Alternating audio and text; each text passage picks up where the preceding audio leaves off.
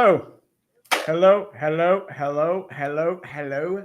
Welcome to the greatest event in the sporting calendar. I'm trying to figure out how to get this off here. There we go. There you go. Yeah, we figured it out. I mean, it was way too late, but we figured it out. Barely. Barely. This is a call it the extension of the dumpster fire today.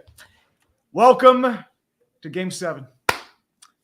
We never thought this was possible, but as a certain person from individual from Boston said, anything and everything is possible at the same time. Game 7. Yes. Memes will be happening regardless. Right here is my right-hand man, 5 Points Vids. He figured he'd join me today for the shenanigans. Speaking of which, I actually got a Burlington Sock Puppets hockey jersey on. I figured this would be a good time to whip it out. Way too big right now, but I think it fits. Pretty dope. For the occasion. It definitely fits. Oh, Yep. baby. Well, so a live reaction from you, man. How do you feel about Game 7 coming into tonight? You know what? Actually, a friend asked me, who do you want to win? And I really have this is going to be the most neutral fucking bullshit answer.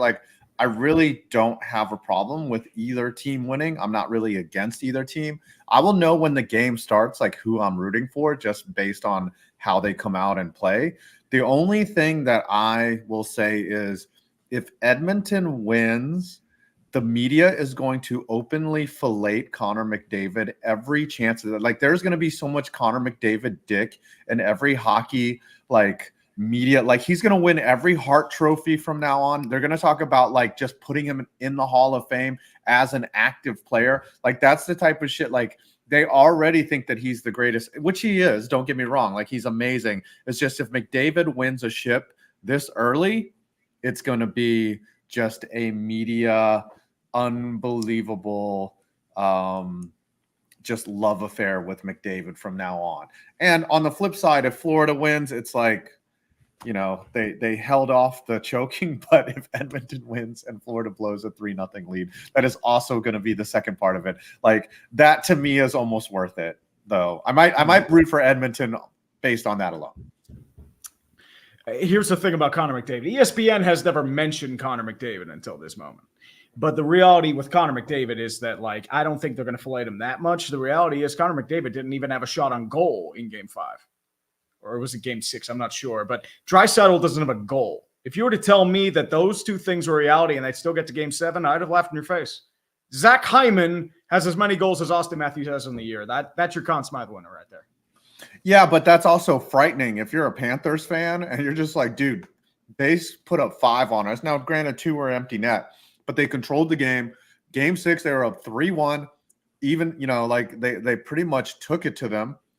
And now we're in a Game 7 situation where McDavid and Draisaitl aren't even producing. Now, when they're on the ice, they distract and command so much attention that the lines that have to deal with them are so spent they can't even fucking do their job offensively. And it's very interesting to see Florida in this position, a team that bullied the Rangers, a team that bullied Boston, a team that bullied Edmonton these first 3 games, now kind of gotten hit in the mouth, and they're like, what is not working? They got blown out 8-1. Then they got beat, in a close one where they battled back. They fell behind quick. Mm-hmm. That's the thing. And then Game 6 was, they were behind a good bit. Here's the reality. Edmonton's penalty kill has been on a tear rivaling the 95 Devils. I think they've stopped something like 26 straight penalties or 25 or 26, something ridiculous. And this was a team that was known for being a defensive sieve, especially with them and in net. They barely beat Vancouver. They took them to the brink. We were supposed to be laughing at Edmonton, an entirely different scenario. And then Dallas just they fell apart the same way. Up 2-0 2-0 lead in Edmonton, then just died 4 straight games. When is puck drop? Do you want to try to get through some about 8:20? Yeah, we can do that. Absolutely. Favorites before we get to puck drop. I'm trying to eat these Mike and Ikes. I had a very light dinner, and all I have is these fruity Mike and Ikes. That's the meal champions, my man. Meal champions. It is right now. Press 1 in the chat if you like Mike and Ike. Tell me if you're a Mike and Ike or a hot tamales type of person. I don't like either. I mean, I'm going to be honest, man. I'm not a big fan of either, to be completely honest here. Mike, you don't like hot tamales? They're too spicy, man. I'm not a fan of that. I'd rather have like chocolate or something like that. Your tongue is weak. Screw you. Lord Lowe, hey Tree, you were wrong. The Hurricanes are the east coast of the San Jose Sharks. The Panthers are if they lose tonight's game. No, they're the Atlanta Falcons if they lose tonight. And let's put it this way. If they lose this game, you know what's going to be their new logo? Right there. It is brilliant. I want that bad, dude. There was going to be some glorious memes. The memes will be legendary, man. It's already happened. Coming out first in the net. Stuart Skinner coming out second. Yep. I know they were worried about Bobrovsky not going into practice yesterday with Stolars and Spencer Knight. But I think they're going to go with the hot hand. I mean, they went with Bobrovsky the whole way. That's all you can do. What are you seeing on screen right now? Well, I am on they just caved to the Stanley Cup final intro on Game 7. Florida. Edmonton pretty much is coming mass because the Florida fans sold all their tickets. So this is probably going to be a home game for the Oilers. Okay. So I'm just trying to figure out how out of sync we are. I am right on McDonough and Ferraro. Okay. So I'm I'm right there. Okay. We're good. Yep. All right. Coolio. So you're pretty close to me. It's all good. Yeah. Justin Ziegler, welcome to Pain Edition, boys. Oilers lose. The comeback was for nothing. Panthers, 28-3 might have competition. Remember last year, Boston came out, won 3 straight games against Miami. We were all talking reverse sweep. They lay it done in Game 7. But, I mean, look at the reality what happened here. They came out, they dominated, and won a championship. So, meant nothing in the end. The Limb Report for 5. Can I get a penis slammed in the car door for the Scotland football team? Oilers 2024 equals Red Sox 2004. Or LA Kings 2012 if you take your phone. I slam my penis in the car door.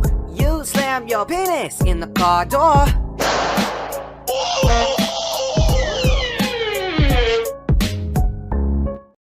And I know a lot of you have not experienced that quote before. It's on the Dumpster Fire. It's one of our inside jokes. It's a show about nothing. It's like Seinfeld, but not funny at all. Kevin Wong for $2. Thank you, man. Appreciate you. Speaking of which, we have a random special guest in here. We have a certain Tom Grossi that has shown up. I just tuned into a cartoon slamming his penis in a car door, and I was like, "Yep, I've made it to the dumpster fire. I've navigated through, and I found the right way." Yeah, definitely, man. Welcome. I know you've sort of less gotten into hockey. I figured to give you the invite. What are your vibes going into this game? Is Kitty going to go meow or is Kitty going to croak? Listen, if Kitty didn't pull it off the other night, which they did not, I said, because I've really just been getting into hockey these past 2 years, and I've been using the playoffs to do so, and it's just been so much fun, man. It's glorious, man. It was watching the Canucks and the Oilers play, and I caught their last game, and I was like, it felt like different hockey. Like I was watching the Rangers a lot too. Like I went to that one game and it was really good, but it just felt like a different style of hockey. Like I don't know how, again, I'm not as well versed in it, right? So like I was just technically, I was like, damn, like it just looks smooth as hell. And the Oilers won, and I was like, okay, they're gonna be tough. And then Florida came out, obviously that's multiple games later, but Florida came out and was just kicking their ass. Like Florida was looking great, but these last 3 games, they just looked gassed. Like, they just look like they don't know what's going on. And the last 2 have been real bad. I think the reality is they're in their own heads. I think that's sort of the thing because they doubt themselves. This is what happens when, you lose consecutive games in a row. It's very hard to get the momentum back. Usually, one game, okay, you can shift it back. Sure. Okay, you got blown out in game 4, fine. Game 5, you start out bad. It's like, Well, but one thing, don't beat yourself up, Tom. You don't have to know hockey to know body language, and you have read the body language correctly. The Oilers the Panthers, and I was telling Tree this, they bullied the Oilers in the first 3 games, and now they're getting pushed, they're getting shoved around, and they look kind of disinterested in that, and it's not that they're not motivated. They obviously want to win a cup, but fatigue is something you cannot hide. Getting beat up is something you cannot hide, and they've been getting their asses kicked the last 3 games, and it's going to be really interesting to see how they come out tonight. I was saying, sure. like, thank God this game is in Florida. Like, thank God. If this was in Edmonton, like, it'd be a nightmare. They're still going to burn Edmonton. No. The sad reality is that a bunch of Edmonton fans have come down. Like, I'm this not is probably going to be surprised, pure Oilers fans. Like, SeatGeek was reselling those tickets for thousands of dollars a seat. I can't imagine. Is the flashy girl? Is she going to be there tonight? Because I don't think she is, but she has been a public figure now. They gotta do the spirit bomb, baby. Spirit bomb. Who's bigger, her or Hawk Tua right now? Gotta give the energy. I feel like Hawk Tua kind of took her over. Has gone across different mediums. I feel like Hawk Tua. Yeah, she's more universal. She has a more universal appeal. Hawk Tua does than because Edmonton's a little more niche. Sorry, we're back to hockey real quick because the Panthers were in it last year, right? They were in the Cup last year, so like there has to also be that pressure as well, right? Like if they lose tonight, and like again, I don't know the status of contracts and players and all that, but that is that's what's for you to go twice in a row. Okay, you didn't win it last year, but this is your year. And then to go off to the start that you had to the final, it gets, So a huge difference between football and hockey is like, there's no real, like removing a football coach is a big deal, right? Like you've got to reinstall an offense. You've got to start with an assistant. In hockey, you can just boot the guy. And in fact, Paul Maurice is only in his 2nd year, and this is his 2nd final. And the Edmonton coach, he was hired mid-season from the Rangers affiliate. Like it really doesn't matter. Paul Maurice could theoretically go back-to-back finals, lose them both, and lose his job for being as great as he is. Like the NHL is the only sport that like if you do your job exactly and you fall just a little short, you get fired for it. Can I also just comparing, because I have been a football guy for a very, very long time. And like, soccer, World Cup, definitely stuff like that. Used to be into baseball more. But now, like, to see the difference between just like the amount of money coming into the NFL and the amount of money coming into the NHL, and how both those games are handled both on like a media level, but also from a production standpoint. Like, I'm watching the product and I'm like, this product is gold. I was like, this is so good. Like, this is something different from football. It scratches a different itch, and it's like just legitimately good. And then I see like the production value, and at times is like so bad, or they are just given no budget whatsoever. And I'm like, come on, my guys. Like, what are we doing out here? It's ESPN didn't even give the NHL a desk until today. Like, it's just like a flat wooden desk you buy on like Amazon or Target. It's like one of those like cheap picture desks. Yeah. PK Subban's there with like his trapper keeper, like he's in 8th grade. It's like him and Mark Messier, Steve Levy's there. He just showed up and there's a folding table with the tablecloth on top of it. And they're like, we're doing the broadcast. Isn't it great? Tom, I know you were mentioning the free agent situation for Florida coming up. Yeah. Okposo and Tarasenko are deadline acquisitions. They're fine. Nick Cousins, free agent, but he's kind of scratched. He'll probably be gone. Sam Reinhart is a free agent, and he's probably gone because he's a 50-goal scorer. Stenlund, Lorentz, Ryan Lomberg, Lundell's an RFA, so you're going to be looking to sign him. Brendan Montour is a UFA, so that's a huge issue too. You might end up losing him. You did get Forsling back. Kulikov and Ekman-Larsson, relatively same. Bobrovsky has 2 years left on that deal. Stolarz is a UFA, so you'll probably go him and Knight for a one-on-one. So OEL's a UFA too? OEL got bought out. He just signed a 1-year deal. Oh, wow. So this team could be garbage next year. They could be absolute garbage. But that was my point of like, because I didn't know what free agency was going. Like, if they don't win it tonight, if they win it, it's going to be, okay, we dodged the biggest bullet in history. And, then it doesn't matter what happens to our free agents, right? But if they don't, then it's like, oh, crap. And then there's the panic on top of that. It's not a good scenario. Mm-hmm. Edmonton situation. Dreisaitl's heading into the final year of his deal. He's going to want a big pay raise. McDavid has 2 years left on his. Corey Perry, Gagne, Henrique Carrick, Connor Brown. Nothing really too huge. Warren Fogel's probably the biggest piece that's going to be a free agent here.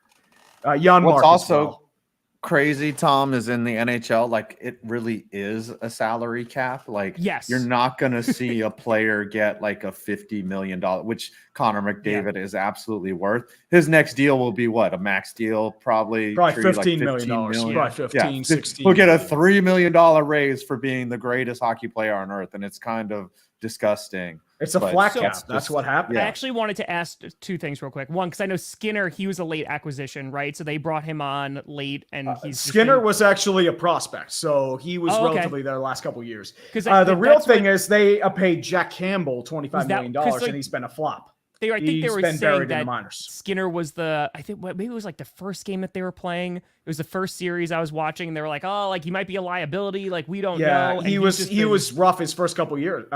Series. Like they brought in Calvin Pickard for a couple games during the Vancouver series for that reason. All right, so I have a very random, specific question about hockey. Then, yes. Okay. So Connor McDavid. So I've watched him now. Like I heard his name. What makes him the best player in the NHL? Oh, like I'm not trying watch to be like the game. Controversial. That's actually a really easy question to answer. Watch the game tonight, and you will see when he is on the ice. You know exactly who he is. He moves at a different speed than everyone else. It is ridiculous. It is not even fair. Like the way that he moves through space, the way that he cuts through people, like it is so extraordinary and different. And dude, hockey has been played for so long, but his speed, his stick handling, everything that he does is noticeably better than everyone else. So if I were to oversimplify the answer to that question, it's just like, just watch him and you'll know.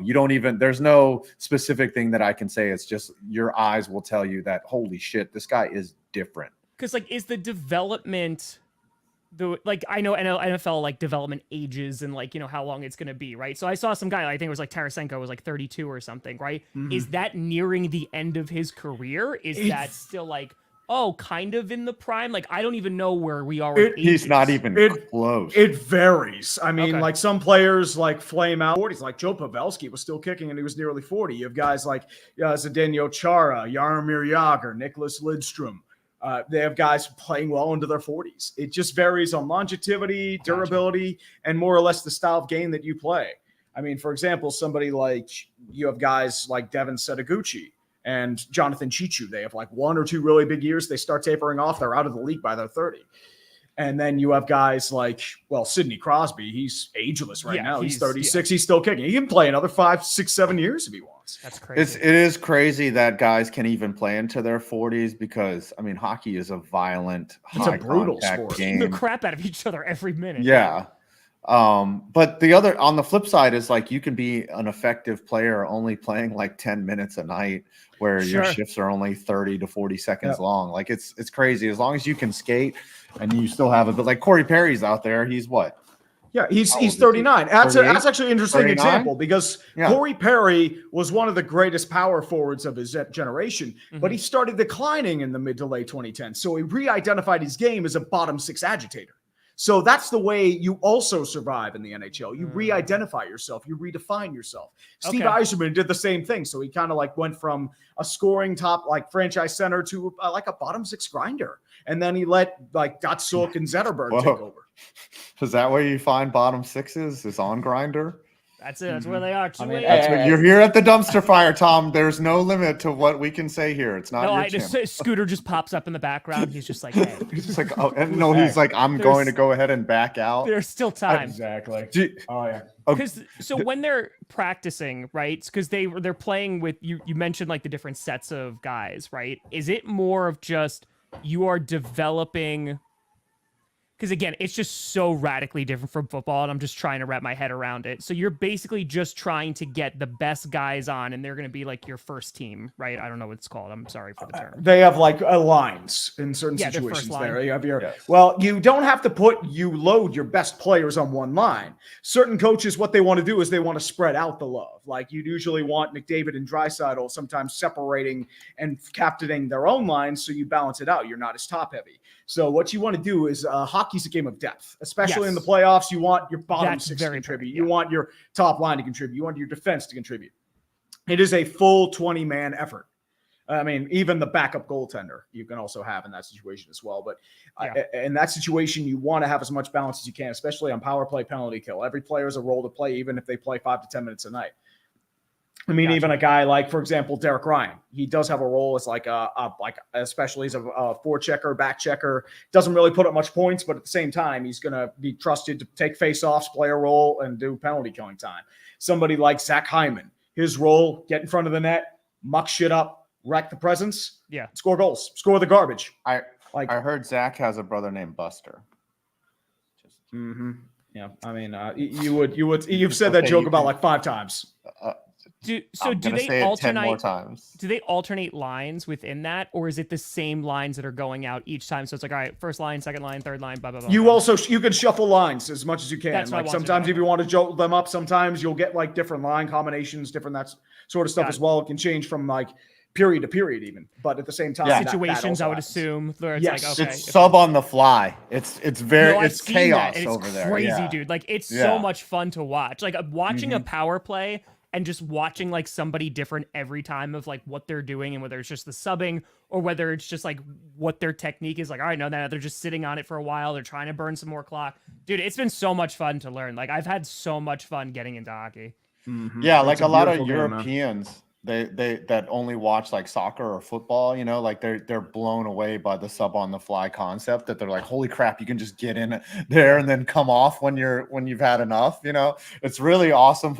I mean, not awesome, but when someone gets like injured and they like skate over to the bench and they're like a dying soldier. And anyways, all right, Tree. Just to let you know, hockey's on the way, but Edmonton currently has it in the zone. Back to Bouchard. Quick wrist shot over towards the zone. Quick in front, deflected over towards the line. Taken back over to the front. Florida takes over with numbers 2-on-2 coming the way. Anton Lundell tries to move over with Lusterinen. Lundell backhands over to the front, open to the front of the net, and it's shot just a touch wide. I believe that was Reinhardt's goal, but Nico Mikula's going to take it back into his own zone. Tries the puck over to Matthew Tkachuk. Tkachuk over with, I believe that's a Bouchard that's still trying to defend over in the zone. Can't get it in. Nugent Hopkins dumps it into the zone. Bobrovsky's going to try taking it over his own net. Back over to Mikula. Mikula in right-hand zone, 19:08 left in the first period. Goes over to Stenlund. Tries to get it over to a Panther. Can't get it. Misses the pass, but there's going to be no icing. Skinner will take it back in his own zone. Moves it back over to the front. Still trying to get it out of the zone there. Moves it back in. And that Forsling's going to dump it back into the zone for Darnell Nurse. He'll move it back over to his defensive partner. I believe that's Matthias Ekholm. Ekholm back in. Oh, sorry, that's Phil Broberg. That's in. My bad. I thought that was Ekholm. How do you know all these players? Well, I also have the numbers right there, and I'm just trying to more or less. It's tough to play. You got to prepare. I wasn't prepared last time. Sam Reinhardt's going to dump it into the zone. Cody Ceci checks over towards the front. Back over to Fogle. Fogle tries to take it back. Moves back into the zone. Tries to skate past towards his net. Swarmed by 2 Panthers, but gets it out of the hot kitchen. McLeod tries to take it back, but it's intercepted by the Panthers. Ekman Larson back into the zone. Crosses over to, I believe that's Kulikov. Kulikov tries to clear it into the zone, but he can't get it back. It's intercepted by the Oilers. Flips it into the zone, back over to Ekman Larson. 18-11, only 1 shot left in the first period. Tries to get it over towards, I believe, let me check. That's Kyle Poso, who's coming in for Nick Cousins today. Longtime veteran, 17 years, tries to get into the zone. Back over to Mikula. Poso back behind his own net. Can't move it back. Still trying to scrum over towards the boards. It's taken over by Ekman Larson, dumps it back into the zone. Skinner back behind his own net, moves it back over towards the right-hand side. Oilers coming back in, 3-on-3 with numbers. Tries to take it back checked by Poso, and he's going to be taken off the puck and saved by Bobrovsky, but there's going to be a penalty on the play. Oh, boy. Is this going to be on Florida or Edmonton? I think this might be Edmonton because they're pointing Montour on the ground. They're checking for blood. This might be a high stick. Oh, boy. Tree, by the way, you're crushing it, my friend. Crushing it. Thank you, man. It's really good, isn't he? Oh, by the way, Warren Fogel's going to the net, so it's going to be 2 minutes for a high stick. No blood on the play. Big time for Florida. Power play has not done well. So, the Florida Tom, Panthers, this is a crazy rule. In hockey, if you get hit in the face by a stick, like if someone lifts up their stick, if you bleed, it doubles the amount of penalty time. So, I'm getting blood capsules in my mouth and biting on them. And you also have to consider, too, if you score from 4 minutes to 2 minutes, the penalty does not end. It automatically goes to 2 minutes, and you start another power play. Yep. So we have a 2-minute power play coming up.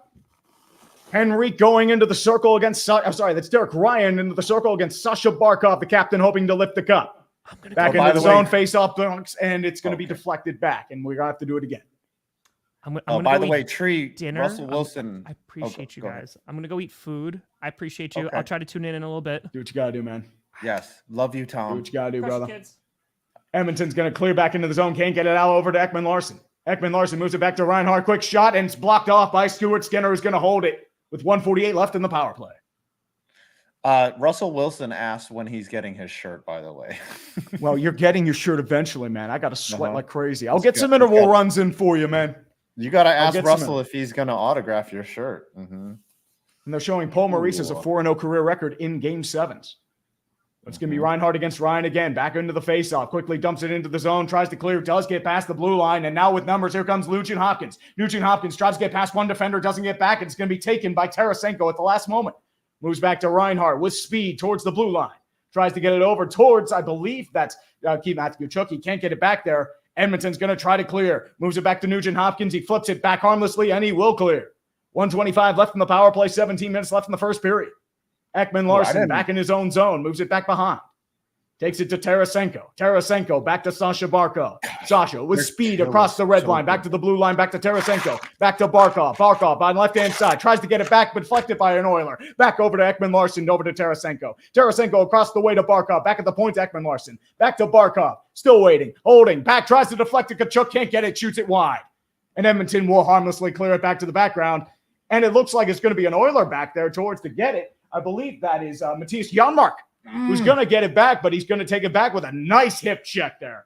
Matthew Tkachuk returns back. I just see it without his helmet. I'm looking at the numbers. Boy, Tarasenko had a really Evan Rodriguez is poke checked out of the way. Here comes a breakaway for Evan Ryan. One-on-one. Quick wrist shot blocked off. Back by Montour. Rodriguez is going to get it back again. 30 seconds left in the power play. Edmonton is clamping. Sam Bennett dumps it back into the zone for the chase.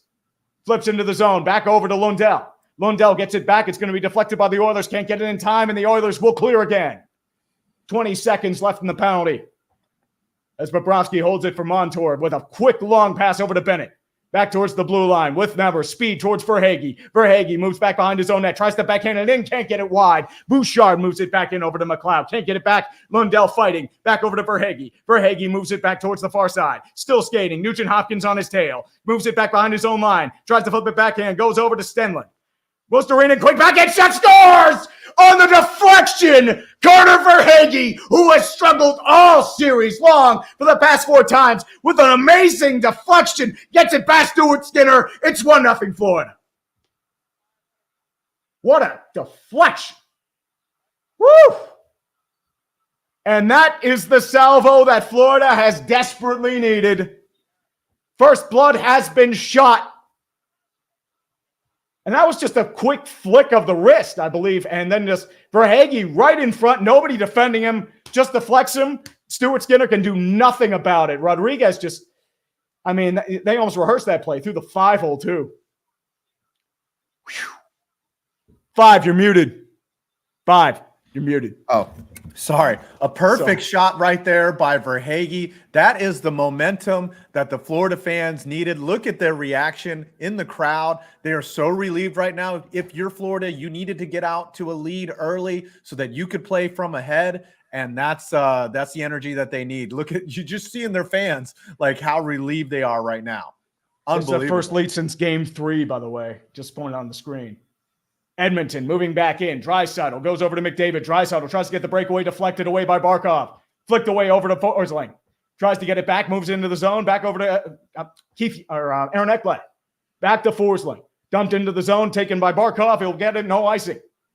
Moves back to Tiasekon. It's okay. Back to Hyman. McDavid now with speed. Quick wrist shot blocked off by Montour. Moves it back into the zone, far side. Goes over to Barkov. He'll flick it back over to the blue line, and Darnell Nurse will give chase.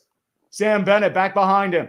Back to Broberg, who's fresh off the ice. Broberg's going to flick it, deflected off the boards, intercepted by the Panthers. Stenlund tries to take it in, dumps it back in behind the zone. Back over to Broberg, moves it back behind his own net. Flicks it back over to the zone, tries to get it past the Oilers, does. Eric Ryan's going to take it. Back over to Nurse. Intercepted by the Panthers. Here comes Montour. Montour, one-on-one. Tries to get back behind the zone. Back to Okposo. Can't get the puck. Corrals controls. Back to Stenlund. Taken by Okposo. Okposo moves behind the net. Tries to backhand it to Stenlund. Can't get there. Incomplete on time. Back over Rodriguez back in the game now with Ekman-Larsson. Ekman-Larsson pinching up front, but it's going to be taken by Nugent-Hopkins. Back over to Corey Perry, the legend. Kulikov moves it back in, dumps it in the zone. High flying action nonstop. Sam Bennett's going to try and take it from Ceci and does. Matthew Tkachuk moves it back over. Back to Rodriguez, moves in, flicks gently past the line. Kulikov couldn't control it, but he corrals it back in his own zone. Playing a little pong with his defensive partner, moves it back in. Gets it back over to Luostarinen, can't control it though. Scrum on the far side, boards by the Edmonton bench. 13:30 left in the first period. Florida will retake the puck to Forsling. Forsling moves back in, dumps it at the blue line. Gently moves it back in over towards Tarasenko. Tarasenko dumps it back in. Ceci with the puck now. Moves it back in. It's a breakaway for Nugent-Hopkins. Quick with shot, scores! Matthias Janmark on the breakaway, and the salvo has been responded to in kind. Wow. Matthias Janmark, the defense was sleeping. The game is tied. What a dirty fucking goal right there. That was fucking beautiful. Holy shit. There's a lot of Edmonton fans here reacting. Paul Maurice has no idea. Give that credit to Cody Ceci on that front pass. He caught Aaron Ekblad sleeping. Matthias Janmark, who scored a big shorthanded goal in Game 5. And he does it again. Oh, my goodness. Right at the blue through line the glove and the blocker. Mm-hmm. Oh. Absolutely roofed it, too. Woo. Oh, beautiful. Oh, my gosh. This is about to be one of the greatest. Welcome back. The blood's boiling. Let's fucking get it. McDavid now takes it back into the zone. Back to Hyman. Takes it back in. Reinhart moves it back to Barkov. 3-on-3 action moving back into Reinhart. Barkov moves it back to the backhand. Saved by Skinner. Barkov recovers back into the zone behind his own net. Moves it back to Forsling. Resets. Tries to corral. Quick shot wide. Back into the front. Back to Verhaeghe. Verhaeghe tries to move it back. Barkov gets it back into his own zone. Back to Reinhart. Reinhart with action against Bouchard. Tries to move it back in with a scrum. Reinhart will take it back. Moves it back to the point. Forsling goes to the shot. Quick wrist shot back in front. Blocked in front. Bouchard's going to move it back in. Far side zone. Tries to get it out of the zone and does. Edmonton is 5 for 5 on breakaways in games 5 and 7. That's all you need to know. Dude. They are opportunistic. They are Bouchard. Quick long pass again, but it's going to be taken back, and that will not be icing. It was touched. Montour takes it back over towards, I believe that's Lundell. Lundell back to Luostarinen, who's going to dump it into the zone. Skinner moves it back in behind his own net. Flips it back to Nurse, intercepted though. Stenlund's going to take it.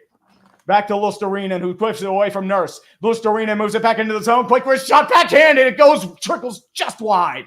And Darnell Nurse is going to take it back. And it's going to move back all the way for an icing as Niko Mikkola touches it up with 11:56 left. And we got a Jeebus bomb from Alcide. We got to bring out the Jeebus. This is going to be one of those days. I'm going to lift this life the cup just because it's not 35 pounds, but screw it. We're going to lift it. By the way, thanks, David. I remember the guy. So I said that I got a Portland scarf. The guy, David, gave it to us. He commented on my MLS video today. Sorry about that. And I forgot his name because I can't even remember anybody's name, but he told me that he reminded me that it was him who gave me the supporter scarf, and I love him for it. Oh, by the way, ridiculous week. Yep, moves back to action. Edmontonians will happily or angrily rally tonight in Saint Jean Baptiste. Let's go Tabernacle.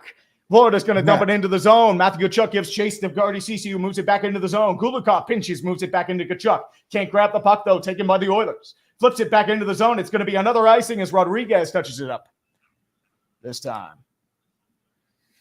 If Oilers lose, it's to riot or not to riot. Yeah. It's okay, Tom, dude. I'll just flash them up here. You know, it'll be like. I mean, we're running bad. I have to highlight bald. Oh yes, you have to. By the way, if you're watching on Twitter, you can go to our YouTubes, and if you want to get your super chat on, you can go to Tree's YouTube channel or the Dumpster Fire. And you can super chat and participate as well if you're watching. Sure, we get as many eyeballs as we can on this thing. It's going to be taken out of the zone. Fought over. Oilers try to take it. Can't corral it, though. It's going to be taken by Ryan Lomberg, who's back in for a little agitation. Okposo giving chase. Darnell Nurse takes it back behind his own net. Okposo still priving pressure. McDavid to his right-hand side. Scrum continues. Stenlund tries to hold the puck. Moves it back over to Okposo. Okposo corralling two men, including McDavid. Back over to Stenlund, who takes it back from it. Stenlund moves it back far side, flips it back over to Okposo. Okposo tries to get in front of that, can't get there, but it's taken by Lomberg. Ekman-Larsson back in front of the zone, tries to flick it over outside, shot wide and deflected wide. Moves it back over to Kulikov, back in front of the zone, deflected. Okposo still taking, still holding. Taken by Brett Kulak, though, intercepted. Sorry, that's Ceci intercepted, but he can't get it out of the zone. It's going to be taken by Verhaeghe. Cody Ceci back in front of his own net. Back over to Ekholm, back to Ceci. Former Penguin? Yes, former Penguin, Maple Leaf, and Senator. Cody Ceci will be a Stanley Cup champion. Yes. But remember, it's about opportunities, and Edmonton has taken advantage of them in spades. Florida back into his own zone, back over towards the Leaf. That's Sam Reinhart. Back to Verhaeghe. Verhaeghe back in front of his own net, tries to deflect it and flickles wide. Back behind his own net, taken by Matthias Ekholm. Ekholm flicks it off the boards towards the Oilers. No deflection there. Goes off Forsling's going to take it back in time, but it's taken, intercepted by Zach Hyman. Hyman back in front of the net, tries to get pressure in front, moves back across the net, back over to the front, quick shot back off, deflected wide at the net, still moving back, taken by the Oilers, still continuing, Bouchard at the front, whisk shot, slapped wide, back to Draisaitl. So I believe that's Henrique, back to Bouchard, back to Ekholm, quick wrist shot, blocked off, saved by Bobrovsky. Verhaeghe back up front, back to, losing my mind there, intercepted by, I'm losing my mind, Connor Brown. Back to Bouchard. Bouchard back to Ekholm. Ekholm moves it back over towards the front. Back over to, I believe that's Janmark, who scored the big goal. Backhand in front. No resistance back. Nobody's in front of the net, though. It trickles wide. Back to Bouchard. Edmonton swirling left and right. Back at the point. Quicker shot glove saved by Bobrovsky. 9:09 left in the first period. Oh, this game is Edmonton is buzzing. Yes. This is the game we need, boys. This is the game we need. Wow. What a start to game 7. Both sides are bringing a lot of zone time for the Panthers so far, but Edmonton has answered the bell. They got a breakaway. They scored, and it's the atmosphere is amazing. Both teams are bringing it. You would think that this would be the biggest game of the year, and it looks like it for fucking sure. I am loving this action right now. Oh, dude, it's beautiful. I mean, this is everything you expect out of a game 7. This is what kids dream of, especially when you're playing in the ponds, in juniors, in like college ranks, minor leagues. Even when you make it short of the playoffs, you're sitting there in envy, trying to lift 35 pounds of chalice. This is what hockey is all about. And I love it. Like this series alone has made this series worth it. I was getting a little disappointed there for a second because we haven't had that many good series like Vegas, Colorado, Vancouver, and Edmonton. There wasn't really much else there. But once Edmonton came back, they corralled it back. I'm thinking, oh, boy, it's going to be a boring series. This is going to be pretty bad. And then you get this. This alone, this is a series for the ages regardless of what happens. And it is beautiful. It started out bad, but hell, we're here. We're here, and we will not disappear. That's all I gotta say. The Edmonton Oilers are like herpes. They have just come back. And they've raged on, and they're like slamming a wort-filled penis in a car door, and it's beautiful, everyone. Oh, they're slamming more than that, baby. Slamming a lot more than that. Oh, it's definitely already. What do you think so far of McDavid? Like McDavid hasn't been as exciting. That's the reality. It's been the depth. Edmonton hasn't really had to use Draisaitl. I haven't called Draisaitl's name once. I've only called McDavid's a couple times, but once again, they're letting their bottom 6 work. Do your magic. And look at what happened. Matthias Janmark, opportunistic as always. Edmonton is going to get a power play. Like, there's no way that Florida plays a clean game. That's what I'm interested to see is when Edmonton gets the man advantage, because Florida already opened up, but Edmonton answered with an even strength. And we'll see what happens when Edmonton gets on the power play, because that's going to be dangerous. Bobrovsky looks sharp. Fourth line. Back to McLeod, tries to get it up front to Ryan, can't get there in time. Okposo moves it back over to the front to Ryan Lomberg, gets back over to the numbers. Broberg tries to take it back, intercepted. Back over to the front, back to Stenlund, moves it back into the loose puck, over to the buck shot, deflected wide again. Back over to Ekman-Larsson, on the other side of the boards, back across the behind of the net. Over to Ryan Lomberg, tries to get a flick pass over, can't get it there, moves it back wide. Okposo picks up over the puck again. Broberg fighting with him. Scrum along the boards, 2-on-2 action. Edmonton will win. Darnell Nurse moves it back over to the front. Corey Perry in the invitational back over there as well. It's going to be taken by Ryan McLeod. Resets behind his own net, 8:25 left in the first period and ticking. You're going to need to update that scoreboard buzzer, by the way, man. It's still oh, shit. Yeah, I'm not even. We forgot about that. It's all Holy good, shit. man. And Seattle Fox had literally just mentioned it. It's all good, man. It's all like, busy and bonkers right now. First line out. Here comes McDavid. And it's going to be offsides, unfortunately. So we're still going to have to do it again. Ooh, baby. Ooh, baby. Here, I'll do this one. Update the scoreboard. Ooh, Tucker White 94. Are any former Leafs in this game? Oh, yeah. Cody Ceci, Zach Hyman. They are the big ones. Wow. Zach Hyman, if Zach Hyman wins, and technically Jack Campbell. He won't be on the cup, but Jack Campbell is a member of this team. He's probably on the taxi squad. So, yes, you have at least 3. Maybe more. I don't think Corey Perry was actually a Leaf. He was a Canadian. Flick back over to the zone, moves back over. Leon Draisaitl working his horse for the first time against the fourth line. Back over towards, I believe that's Cody Ceci. Back over to the front. Back over towards Fogle. Intercepted at the front. Kachuk can't corral it, though. Edmonton will take it back at the red line. Ceci dumps it back into the zone, giving chase. Back over to Rodriguez. Montour back behind his own net. Kachuk will reset near side towards Bobrovsky. And he'll reset with 7:30 left in the first period. What I need to do, I need to move the score bug to the top because the Supers. Yeah, the Supers will get it. That's a smart idea. Okay. I mean, we didn't think of that. That's my bad, dude. Mikola's going to hold back in his own zone, flicks it back far side, gets it back towards the front. Barkov tries to give chase, won't win it, though. Bouchard will take it back in his own zone. Verhaeghe tries to deflect, can't get it there, flicks it back towards the pass. Scrum in front of the boards, back over to Barkov. Barkov back over to Nugent Hopkins. Still rolling. Tries to get it front, intercepted by Hyman. Hyman will take it back out of the hot kitchen. Here come the Oilers. Back to Connor McDavid now. McDavid back over to Matthias Ekholm. Back over to Bouchard. Quick wrist shot, slap shot, deflect wide. Still going. Back to Hyman. McDavid back in his own zone, giving pressure. Back to Bouchard at the blue line. Back over to McDavid. McDavid skates across the blue line from right to right. Quick wrist shot. He loses his stick. And the Panthers will fortunately recover, so they won't lose much. Sam Reinhart giving a fight with Evan Bouchard. Still rolling. Deflecting back in his own zone for Hagee giving chase. Now it's a scrum along the boards with him and Nugent Hopkins. Reinhart giving chase as well as Lundell. Bouchard in there as well. 6:20 left in the first period. Still rolling and still kicking the puck. Still playing like hot potato. Oilers will win it, but the Panthers giving chase. Kulikov going to recover and pinch in his own zone. Kulikov behind his own net, still rolling. Back over to Lundell. Lundell rolling from back behind his own net, still rolling. Back over to Tarasenko. Tarasenko tries to roll it back, can't get it in there. Here comes Ekman Larson, moves back into the pinch. Tries to get it back behind his own net, can't get there. And Matthias Ekholm will get out of his zone. Barely out of his own zone. Nugent Hopkins takes the puck. He'll dump it into the zone. And it's out of play. They're looking for a delay of game penalty, but it might have been deflected. Tree could be an auctioneer. I mean, it's tough to do hockey, man. It's tough to auction. You just got to keep going. Actually hit the pipe. That Bouchard shot hit the pipe. Oh. Imagine you're on a date and she's like, what do you do for a living? And you're like, I'm an auctioneer. And she's like, well, prove it. And he's like, are we going to go home tonight? Are we going to go home tonight? Could the waiter bring me the check? Could the waiter bring me the check? Yeah, sure. Exactly, man. I'm going to grab a drink real quick. I'll be back. All right. My voice is getting close. Oh, I get to interview the chair. You I'm going to put a mic and I in my face. All right. Listen, this game is amazing. I'm so glad that 10,000 of you are watching this with us.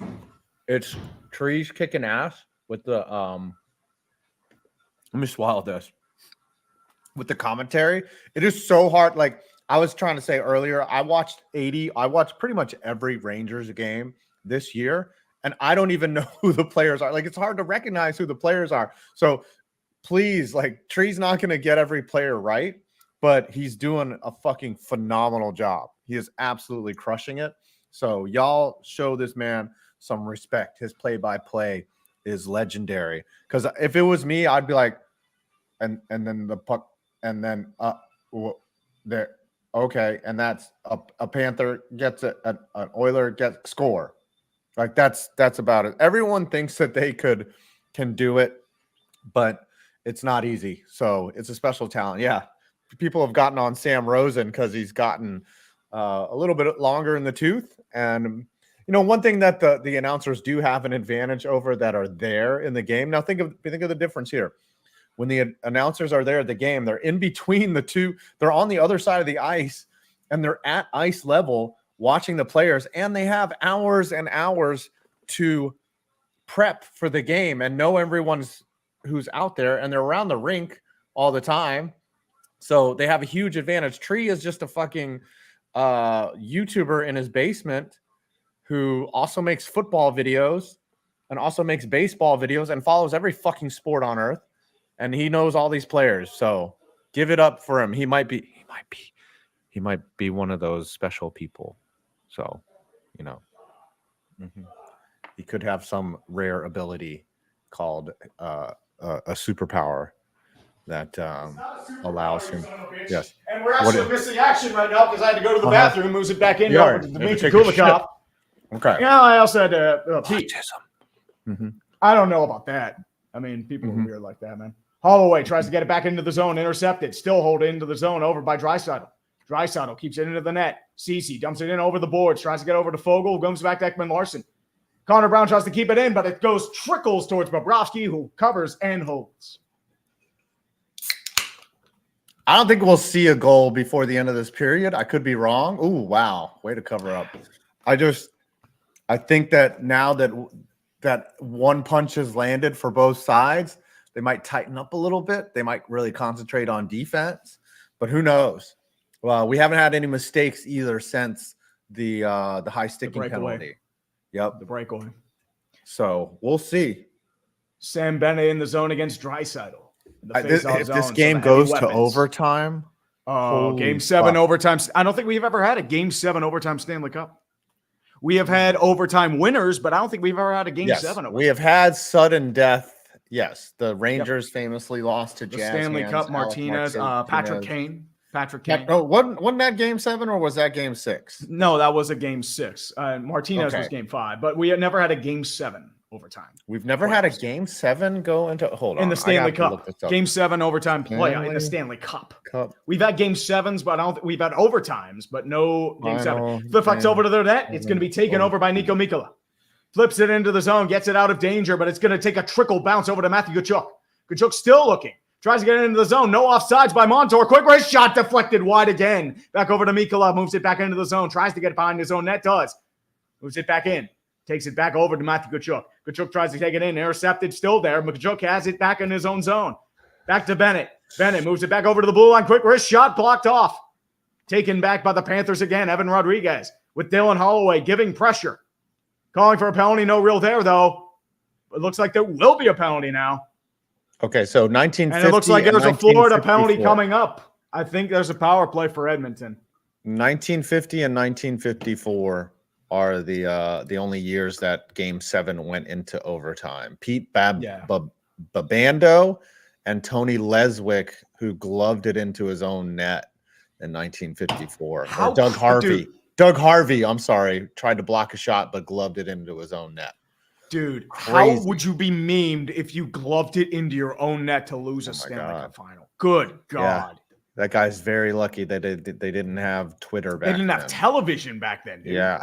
they had radio broadcasts. You had to go to the games. Like, they probably had little, like, montages, like in movies. You say this waifu taker, but no, you want to win. You don't want to just get there. No, you're here. You make it count. Yeah. You make it count. Mm-hmm. All right. You never know when you're going to get these chances again. Yeah. Thank you, Travis. You got to love Tree's call of the game. Mm-hmm. Thank you, man. I appreciate you. I feel like I jarble way too much, though, but it's just. You jarble because you have too much bullshit. Too much cock. Too much hawk tua. Too much hawk tua. That's right. I was going to say that, but then I felt Tom Grossi's presence, and then he was. We're not on Tom Grossi's channel. I know. We ain't on Tom Grossi's channel, dude. He's like, don't make that joke. And I was like, whatever. You garble too much because you have too much cock in your mouth. That's what I was going to say. All right. This is our channel. We can do what we want. It's our channel. It's my channel. It's your channel on Twitter, too. We have 11,000 people watching this absolute literal dumpster fire of a Stanley Cup 7. And also, I did want to mention as well, if you haven't been paying attention, Boston likes to sneak in big news during major events. They fire Claude Julien during the Patriots Super Bowl parade. Now they announced Linus Ullmark is going to Ottawa for a 25th overall first-round pick that was once theirs. Jonas Korpisalo at 25% retained, and Mark Kastelik. So bad times in Boston. Net, right? Well, the two-headed monster's gone. Remember, they tried to trade Ullmark at the deadline last year. Or in March, I should say. They wanted one goaltender to be their guy, huh? Seems that way. Well, that's why they brought in Korpisalo. That's too. They thought Ullmark would have been it, but now it's deflected into the Edmonton zone once again.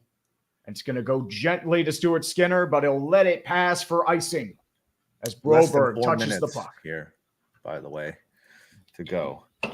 Tree needs to change his name to Mike Lang Jr. I don't know. I'm not Mike Lang Jr. I don't have any catchphrases. I cannot hold a candle to Mike Lang Jr. What would your catchphrase be? He teabags him. That ball had a family. Maybe. Florida wins the faceoff. Brendan Montour is going to skate it out of his own zone and just flicks it back over to Ekholm. Whatever you do, you're probably better than that. But here's Lomberg. Lomberg, quick wrist shot, loaded off by Stuart Skinner. Sorry, I'd have to get this out right now. But I mean, the A's girl, she's had some decent calls, but she's getting better. But she's had some bad calls. Forsling, quick wrist shot saved off by Skinner. Nice shot on that. Nugent Hopkins still in his own zone will flick it back off to Ooks, one defender, but it's going to be taken by the Panthers and Sasha Barkov. Tries to flick it into the zone net, misses the puck, but Forsling will recover back behind him and dumps it into the zone. Ekblad back in, moves it over to Verhaeghe, misses the pass. Actually, Barkov missed it too. Bouchard's going to try and take it out. Does not, though. It's going to be taken by the Panthers. Forsling tries to hold it into the zone. Bouchard keeps it back in. McDavid moves it back over towards Zach Hyman, who breaks it out of the zone with speed. Back past the blue line with three defenders on his tail. Still moving in. Tries to get it back, but can't control the puck. It's taken back by the Panthers. Panthers now with numbers. Verhaeghe's going to dump it back into the zone with a line change coming up. Back over towards Brett Kulak. Taken back over to Tarasenko, moves it back into his own zone. Takes it back in, dumps it in. It's going to be taken by Cody Ceci. Taken back in. Lundell giving chase, charges towards. Back over to Luostarinen, who's going to be taken over. Pressure given battle by Kulak. Back over to Ceci. Ceci dumps it back in. Here's Luostarinen. Quick wrist shot by Kulikov. Shot wide. Kulikov's going to get his own rebound, though. Dumps it back into Tarasenko. Tries to center the puck. It's blocked off. Flicks up towards the net. Goes over towards Ekman-Larsson. Ekman-Larsson gives chase, picked off by several Oilers, but it's going to be taken back by Luostarinen, pinching on his own net. Luostarinen's still pinching, but it's going to be taken by, I believe that's Henrique, who's going to dump it into the zone. Adam Henrique. Kulikov's going to, Adam Henrique. Ekman-Larsson back into the zone, flicks it back in. Sam Bennett deflects the puck, can't control it though, gumped in. Philip Broberg's going to take it back behind his own net, flicks it back over to Draisaitl. Draisaitl moves it back to Fogle. Fogle with speed, tries to get it to Kane, can't get there though. Intercepted by the Panthers. Rodriguez gets it back in, moves it back towards the blue line, jukes past one defender, flicks it back into the zone. Back behind his own net is Tkachuk. Tkachuk tries to take it, but McLeod takes it, intercepted by the Oilers though. Taken by Tkachuk, wide open net, and it's shot and deflected high and out of play.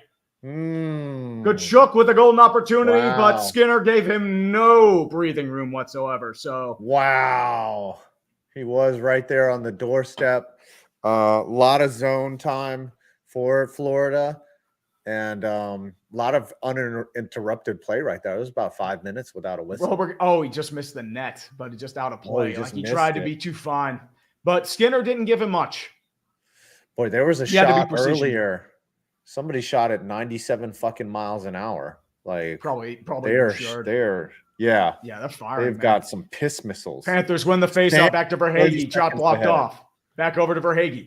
Verhaeghe moves it back into the zone, deflects in front. Can't get there, though. Corralled in front. Barkov tries to control it and does. Back over to Brennan. Reinhart flicks it back over to blocked off by Bouchard. Barkov tries to get it behind his own net, intercepted, but he's going to be trying to get it. Can he get there, though? No, Nugent Hopkins will. It's going to be taken behind his own net by Verhaeghe. Verhaeghe's still waiting. Back behind the office. Moves it back in front. Tries to deflect in front. Moves back over. Shot wide. Verhaeghe's going to grab it again. Weird camera angle by ESPN. I can't control it. Ekblad tries to dump it into the zone. Back over to Reinhart, checked in front by Ekholm, calling for a penalty. Nothing there, though. There's now going to be a scrum behind Stuart Skinner. Drives it back over to Verhaeghe. Verhaeghe can't get there, though. It's deflected wide, and now the Oilers are going to clear it out. Wow. Hyman now controls the puck. Back over to Ekblad, who takes it back out. Still controlled by the Oilers, who dump it back into the zone. Forsling recovers. Back in his own front, dumps it into the zone. Reinhart back checked into the boards, but he clears it towards Skinner.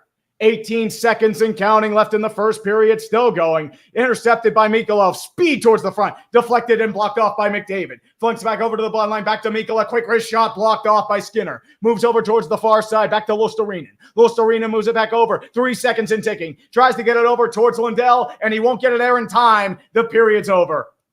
Wow. The shot was over before the period's ended, and the game is tied at 1 in the first intermission. You're exactly 8 seconds ahead of me. That was a good period. Good. Now, I got to ask you a question. If you are, who do you think is if you're Edmonton, are you happy with that period? That's the I'd question. say so because you're tied. You're on the road. You're tied. That's all that matters. If you're Florida, are you happy with that period? You drew first blood. You made one mistake. Corral those errors, keep the puck in front of you, you'll be okay. So that's what you're going to be thinking right now. If you're Florida, look, you made a mistake. Bobrovsky's playing well. You're controlling the play. You make a great play. Just focus on what's in front of you. Keep 5-on-5. Stay out of the box. If you're Edmonton, be opportunistic. You know this team is capable of making mistakes. You're really good on the breakaway. Bobrovsky can't control it. Stretch the field. Don't worry about turnovers. We'll corral the puck. We're really good on the penalty kill. Be opportunistic. That's my key for both of those teams. All right. Good. Yeah, I mean, just a great first period. And I'm excited to see what we have now. We can kind of cool and catch our breath. Ooh. And, see what we got going on. Yeah, buddy. I don't really have anything great to say. I mean, dude, we're just sitting here enjoying the moment. That's all you can do, man. Ooh, if Florida loses half of New Jersey, we'll laugh in unison as well. New York got some sick images of the New York skyline as well. Ooh. Mm-hmm. Ooh, can Royce Lewis play center for the Wild? Home runs translate to hockey goals, right? I mean, you wish, but unfortunately, no. Ice skating is an entirely different beast than baseball. All right. Mm-hmm. Yes. Ooh, a Penguins player is going to lift the cup, and his name is Evan Rodriguez. Ooh. Very hey, true. I got to jump out for just a quick second. I need to review this video real quick. Can you carry the show for a Absolutely. Do what you got to do, brother. Do what you got to do. Well, now you get to see my incredibly – I mean, you get to see my incredibly ugly mug. You see my I was just kidding. I don't really have to jump. You would do that, you crazy son of a bitch. Came for Grossi, stayed for Tree. Definitely. Thanks, Midnight Rose. I appreciate you. Logan Schmidt, a Tree. If the Panthers lose this thing, you better dub them the Falcons of the NHL because McDavid is Brady in that situation. No. We're already ready for that, my friend. We are ready. This will be their new logo if they lose. We are ready, my friends. We are ready. Don't even consider it, man. Like we're going to go ham. And these will be the memes of memes. We will feast for an eternity if that happens, and I will love every single second of it. Game show gumbo. I'm pulling for Edmonton because there's nothing more majestic than a reverse sweep and seeing a legacy of failure solidified in such painful fashion. I have an idea for this one, so I'm going to let this play out. We'll see how it goes.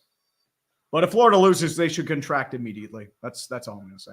Who riots at Edmonton wins? Calgary, Vancouver, or Toronto? Calgary. Calgary riots. And Edmonton. I think all of Alberta just burns to the ground and they become one gigantic tar sand that just catches on fire. I think that's what's going to happen. I think that is all that's going to happen, if I'm going to be completely honest with you. Oh, Duck and Illogical say hi. Hey guys, how you doing? Cheers. Lots of craziness going on left and right. Oh, Mets and Pirates. Pirates won 1 out of 2, and the Mets are actually on a bit of a roll as of late. Ever since Grimace got that that first pitch, he's been good. Just saying. Ooh, Justin Ziegler, can you put the Allmark trade in terms of football? Pretty much anyone you can get rid of, like probably Jalen Ramsey to the Rams. Just get rid of pieces. That's really all you can really say that's about. I mean, the only thing that's not making it up, I mean, Korpisalo was fucking awful last year. Korpisalo was a bad fit in Ottawa, but you didn't even retain 50%, and the first round pick was yours. Like, do you really think the trade that's going to move the needle is Mark Kastelik? Like, he's a bottom 6 forward. Mark Kastelik ain't going to be the one that does it, man. And Red Lamp District, win or lose, I feel the Panthers deserve a legacy of failure video. For once, you can conclude a legacy if they win. We'll see. I have some plans in the piece. Captain Fierce for 2. How bad are my Blue Jackets? I know already. Scott, who's your new head coach again? Is it it's not Arneal. Arneal's in Winnipeg. I don't know if they've actually hired anybody yet, but I mean, Pascal Vincent, he was I don't know. You be fucked. That's all I say. Well, Je suis sends what W. Steos is cooking. We got a goalie, but you did say that last offseason with Korpisalo. I thought you did okay there, but I did not expect Korpisalo to be that bad. That was pretty bad. Came for Tom, came for Tree. I have some problems. Yeah, you better get that check, buddy. That's all I'm gonna say. Shadow Fox Tree, don't do that to me. Not the Falcons logo. Oh, no. The Falcons logo is definitely aware if they do lose this game. We are ready. Mr. Waifu Taker for 5 Canadian. I know not that many chances. I just didn't want to be cocky. Me and my IRL best friend reconnected over the Oilers since last year. Yeah. I mean, they've earned it. I mean, they've been the best team in hockey since that firing. I mean, I remember laughing at them in November because they were a mess. Like, they looked like shit. Rule of hockey, when in doubt, fire your coach. That's why half the coaches got fired last year. Pens won it twice by firing their coach midseason. That's all I'm going to say. Blues did it too. Just saying. Golden Knights fired their coach in the offseason. Look what happened. They won a cup. You get to raise Stanley. And Daniel Morales, Tigers suck. That is all. Tigers are okay. Better than the White Sox. Katie to the Nova, if Florida Panthers wins, Florida Panthers, how to save a franchise. So I said, I think it'll be congrats Panthers either way. I just got to see how game 7 plays out. Justin Ziegler, is that Coke spiced? No, it's not spiced. It's a cherry. But I'm not a fan of spiced Coke. It's I tried the zero sugar spiced. The raspberry just doesn't do it for me. It's just it's not there. So I'm not crazy about it. Just keep moving on if you see it. If you want to try it once, maybe it's okay, but it's just it's not that good. Yeah, for Republic, the memes will be glorious either way. The Seams, I want the Oilers win so we get a 7-minute video of Tree laughing. Oh, there will be laughing. There will be laughing and begging to contract my penis. And Dumb Gamers 22, hey, Tree, can I get a slam to my penis in the car door? Actually, you know what? Yes, I can. I slam my penis in the car door. You slam your penis in the car door.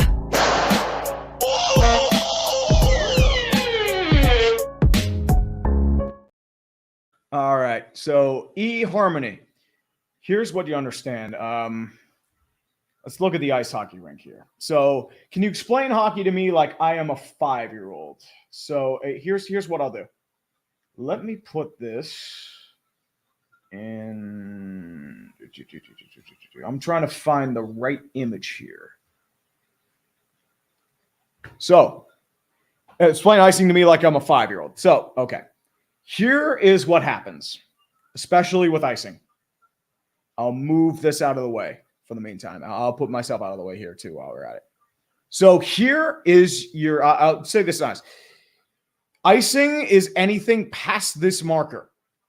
So if you shoot it from like, but it has to be past the red line. If it's past 2 lines, then it's icing. So you'll see a lot of players shoot it from this point or a touch after this point, which means it's not icing. You're allowed to dump it in. But if you dump it from here, or even here, like right before the point, and it doesn't touch a player or like an Oilers player can't control it, then it's icing. And that means it goes back to this zone, and the team that committed the icing cannot make a line change. That was a big change that happened after the lockout in 2005.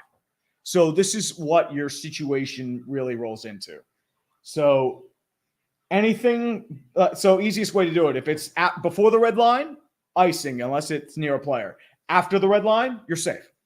That's the best way to really explain icing. So we'll do this again. And cool. So I hope that explained it to you properly, Harmony. That's my quick 5-minute lesson on it, I guess. Carolina Blood, who are you pulling for? The Beams. I'm pulling for the Memes. Oh, Justin Ziegler, what teams are screwed next year if they don't win a Super Bowl and make the playoffs? I'm talking about 2020 Saints losing and now offseason screwed. Ooh. Potentially Dolphins, potentially Bills. 49ers would be an interesting one too, because they're going to have to pay Brock Purdy and they're going to lose a lot of pieces. So there's going to be an issue there as well. So it's do or die for San Fran. It's do or die for Dallas too. Because with Dallas, with Dak on the free agent market, as well as CD and Micah Parsons, they're in trouble. Champ for 5. When will they see a return of the Melonheads? Unfortunately, we're not doing it this year. 5 was just like having some logistical issues, so unfortunately he wasn't able to do it. But at the same time, like I'm bummed because like I wanted just to see the guys again. I would have struck out like a man at least 3 times, but that's just how life goes. That's how life goes. Captain Esquire for 5. Tree, love your vids, man. Question: will you possibly do college football content in the future?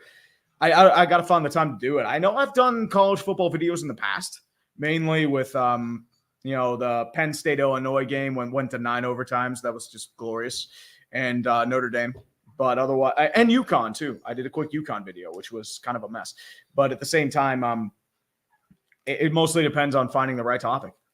Shadow Fox 4562, Sprite Chill is pretty good. The new Mandews, I don't really drink Mountain Dew or Sprite, so I couldn't tell you. But I don't really drink Mountain Dew in general.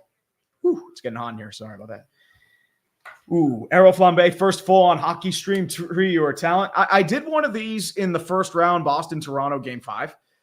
I wanted to do more of them, but the problem was I didn't feel anything compelling. I almost did Rangers-Florida for a Game 7, but it didn't pan out that way. But I appreciate you, Aero Flambe. The One Ring 209. Also, I showed your Viking failure video to my 78-year-old grandpa. He went to all 4 Super Bowls. They lost. He threw up from laughing so hard. Yeah. Oof. What's up, brother? I mean, I'm back. Not much, man. How was your video check, sir? It's good. I'm uploading right now. Sorry. It's all good, man. Do what you got to do. Do what you got to do. Do what you got to do. Oops, sorry. Sorry. Anyways.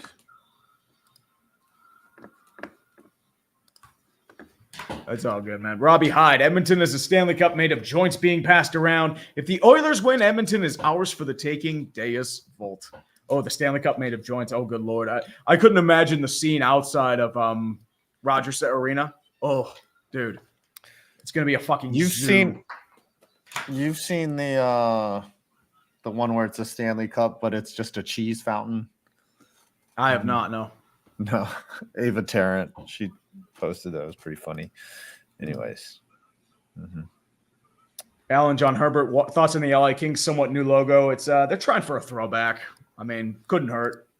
It's not bad. I wasn't really crazy about their old logo. I thought their logo was fine, but I mean, sometimes you got to change it.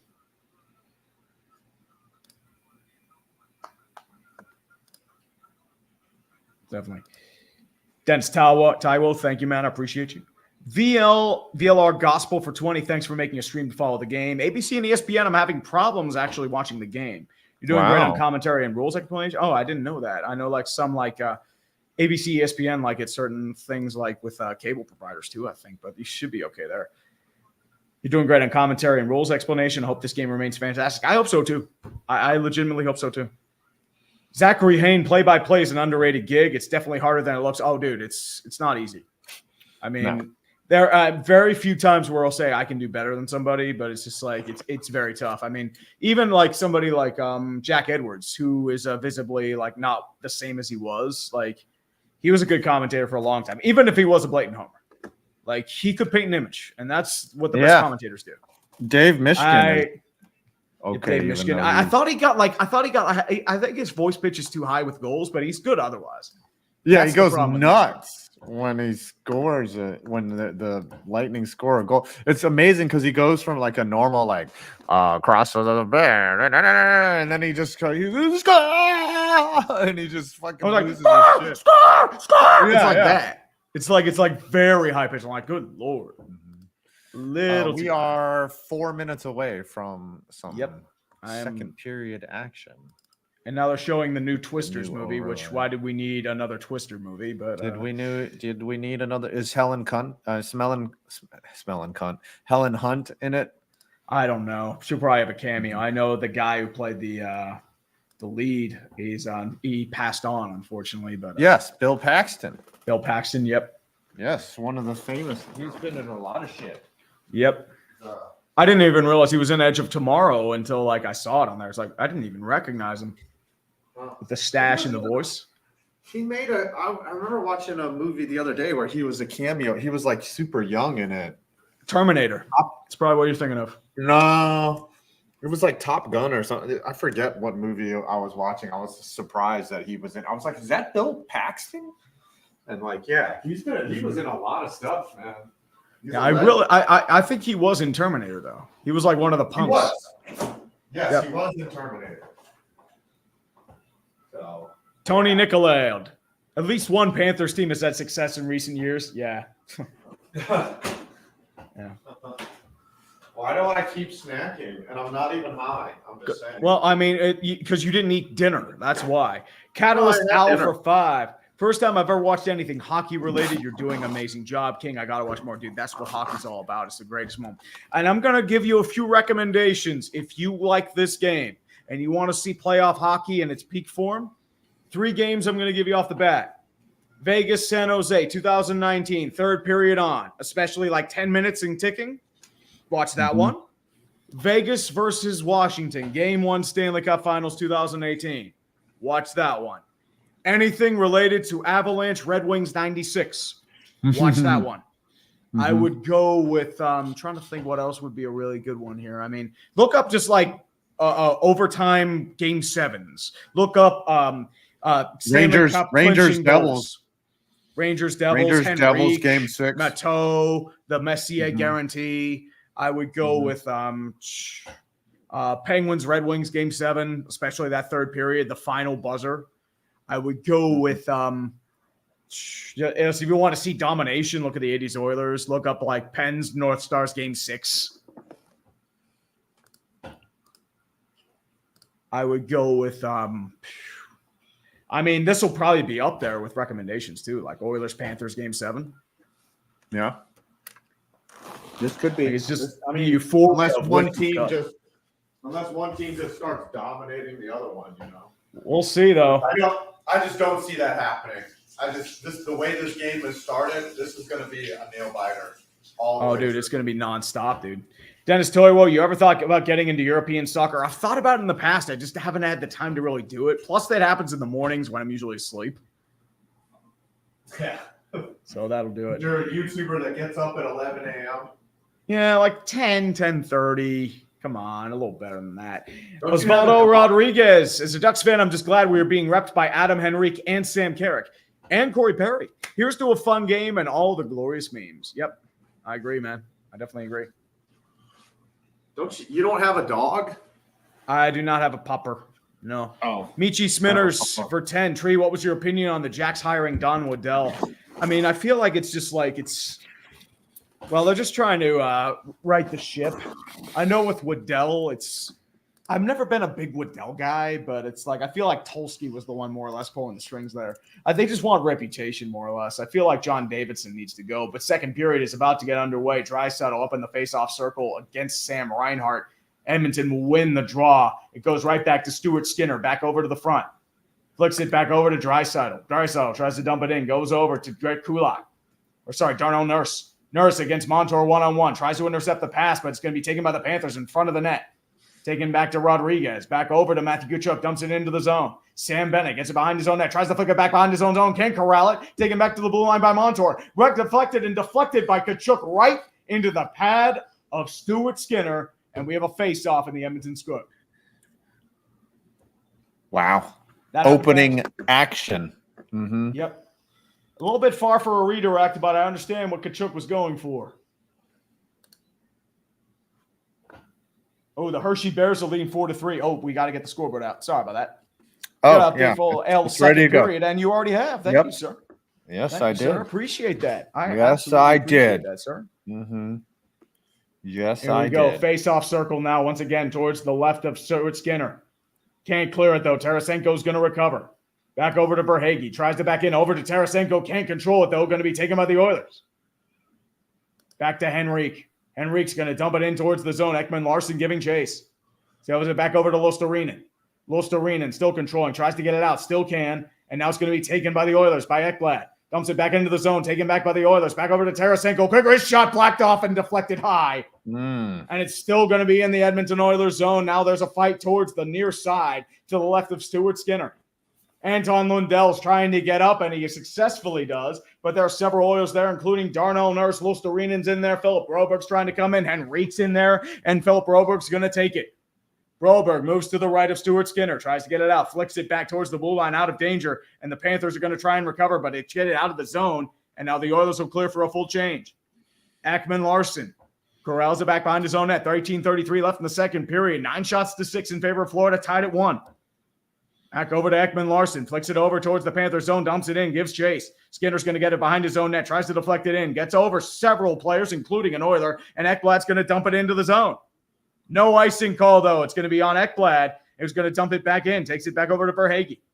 Back to Barkov. Tries to get it out of the zone. Can't get there. Ekholm's going to try and hold it and does. Hyman keeps it in. Back over to Bouchard. Quick wrist shot. Shot high.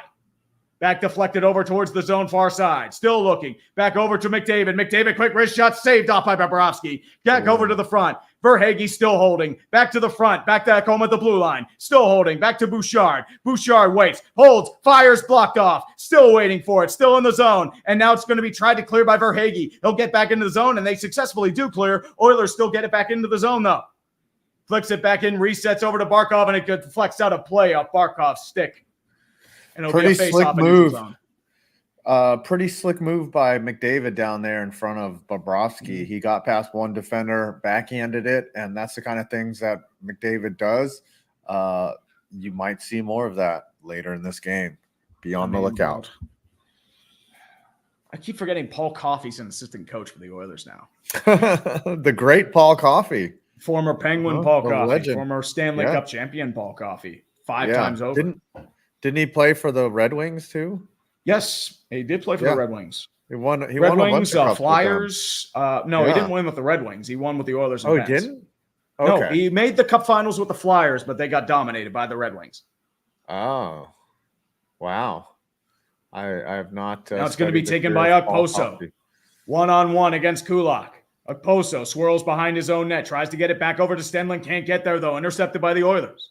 Still taken back. Derek Ryan tries to give chase. Intercepted by Montour. Montour intercepted by McLeod. Dumps it into the zone. Bobrovsky tries to hold it. Can't. Moves it back over towards Montour. Montour now with Reinhart. Rodriguez moves it back. Back over to the front with Mikkola. Dumps it in towards the zone and gently warded off by Stuart Skinner. Rodriguez gets the rebound. Tries to keep it in and does. Still holding. Back quick wrist shot. Saved over by Stuart Skinner. Rebound. Dumps over. Ekman-Larsson tries to get it. If Tkachuk jumps in front of his net. Bennett still takes it. Now there's going to be a penalty coming up. Uh-oh. And this might be on Tkachuk. Yep, Tkachuk's going to be called for tripping because he slid.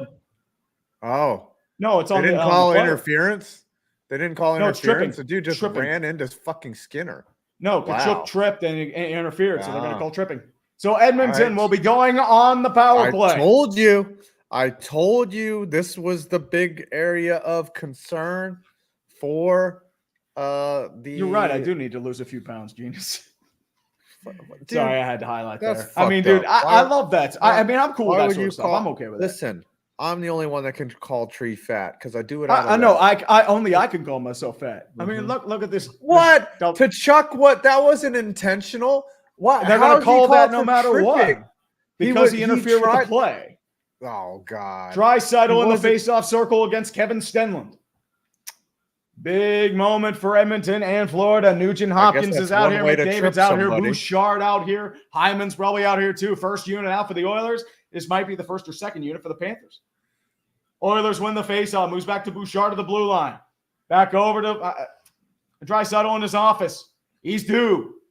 Back to McDavid. Quick over to Nugent-Hopkins. Back over to Bouchard. Slap shot over. Deflected wide. Panthers lose a stick. So they're down to 3 defenders.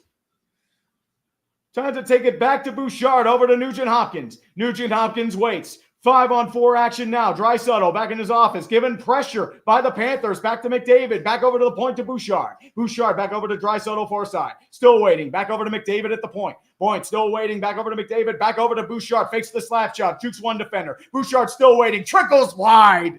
Luostarinen tries to get it out. Nugent-Hopkins still holding with Draisaitl. They keep it in. Maintain possession. Draisaitl still getting pressure. Back over to Nugent-Hopkins at the point. Back to Bouchard. Plays catch with Nugent-Hopkins. Still waiting. Back to Bouchard. Back over to the front to McDavid at Draisaitl's office. McDavid still waiting. Back to Draisaitl. Draisaitl back to the point to Bouchard. Still waiting. Back over far side to McDavid. McDavid back to Bouchard. Back to Draisaitl. Back crosses over to McDavid. Back to Draisaitl. One-timer blocked off in the office. It's still in the zone. Bouchard keeps it back in. McDavid back with 45 seconds. Remember, the Panthers are with the player without a stick. Or with a stick, I should say. Bouchard stick. Back waiting. Back to McDavid. McDavid waits, gets jukes, holds, back into the front, still trying to get action and pressure, and it's saved by Bobrovsky on point blank by Draisaitl. Big moment, 35 seconds left in the power play, and the Panthers try to get themselves out of a hot kitchen. They will at least get a player with a stick back in there. Draisaitl tried to get it out of his office. Stenlund was the one without the stick. A lot of Florida Panthers fans down there and they're basically in Fort Lauderdale, aren't they? They're in Sunrise. They're by the Everglades. Yeah. 35 seconds left. First unit still out there. Draisaitl, but the penalty kill unit will be replaced. It looks like Sasha Barkov's going to be out there taking the circle. Draisaitl's getting kicked out for McDavid in the face-off circle.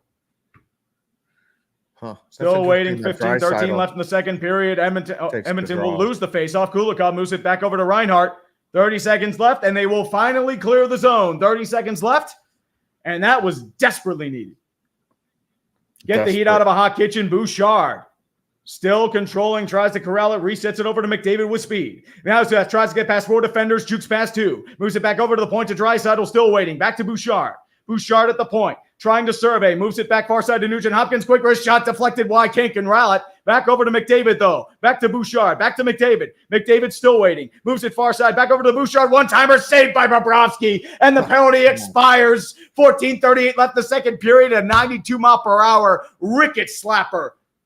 And Bobrovsky just makes it look easy.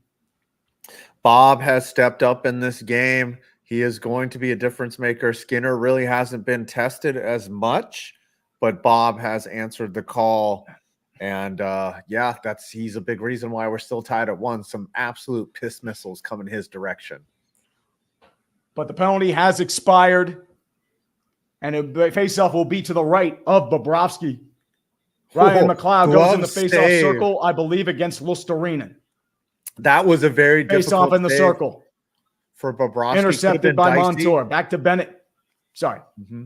Bobrovsky made it look just seamless. It's tough there's that sort of no zone area right there where the glove in between the pad, and he covered it really well, got his glove inside of his body and made the save. Brilliant stuff from Sergei Bobrovsky. That's all good. I just had to take care of some modding duties. Oh, you had to mod? Yeah. It's all good. You don't have Rodriguez mods on back main? In the circle against Henrique. I thought I had mods on main, but I guess not. You should crown a couple mods. Fighting back in the circle. Florida will win the draw. Back to Montour. Goes over towards, I think that's Ekman Larson. Back over to Bennett. Bennett tries to reset. Corrals. Jukes one defender. Moves it back into the zone.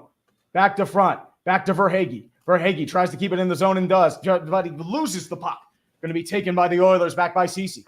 Ceci still holding. Taken back by the Panthers in the zone. They'll dump it in. Rodriguez gives chase.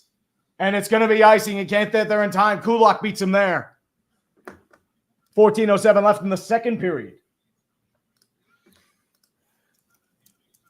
But it's all good. And they're doing the NHL awards on Thursday. I think the draft is in a couple days too. Free agency starts next week, and I will be streaming that. I just got to figure out the time because last year I did it too early because they have no tampering period anymore. Because it's sometimes like they have them done really early, sometimes they don't. It'll probably be like one of those ones that happened late this year. Rodriguez back in the circle against Henrique. Panthers win the faceoff again. Montour tries to skate it out. He'll get it out of the zone, though. And it deflects back, and it'll be another icing call. CC touches up. 14 minutes left in the second period.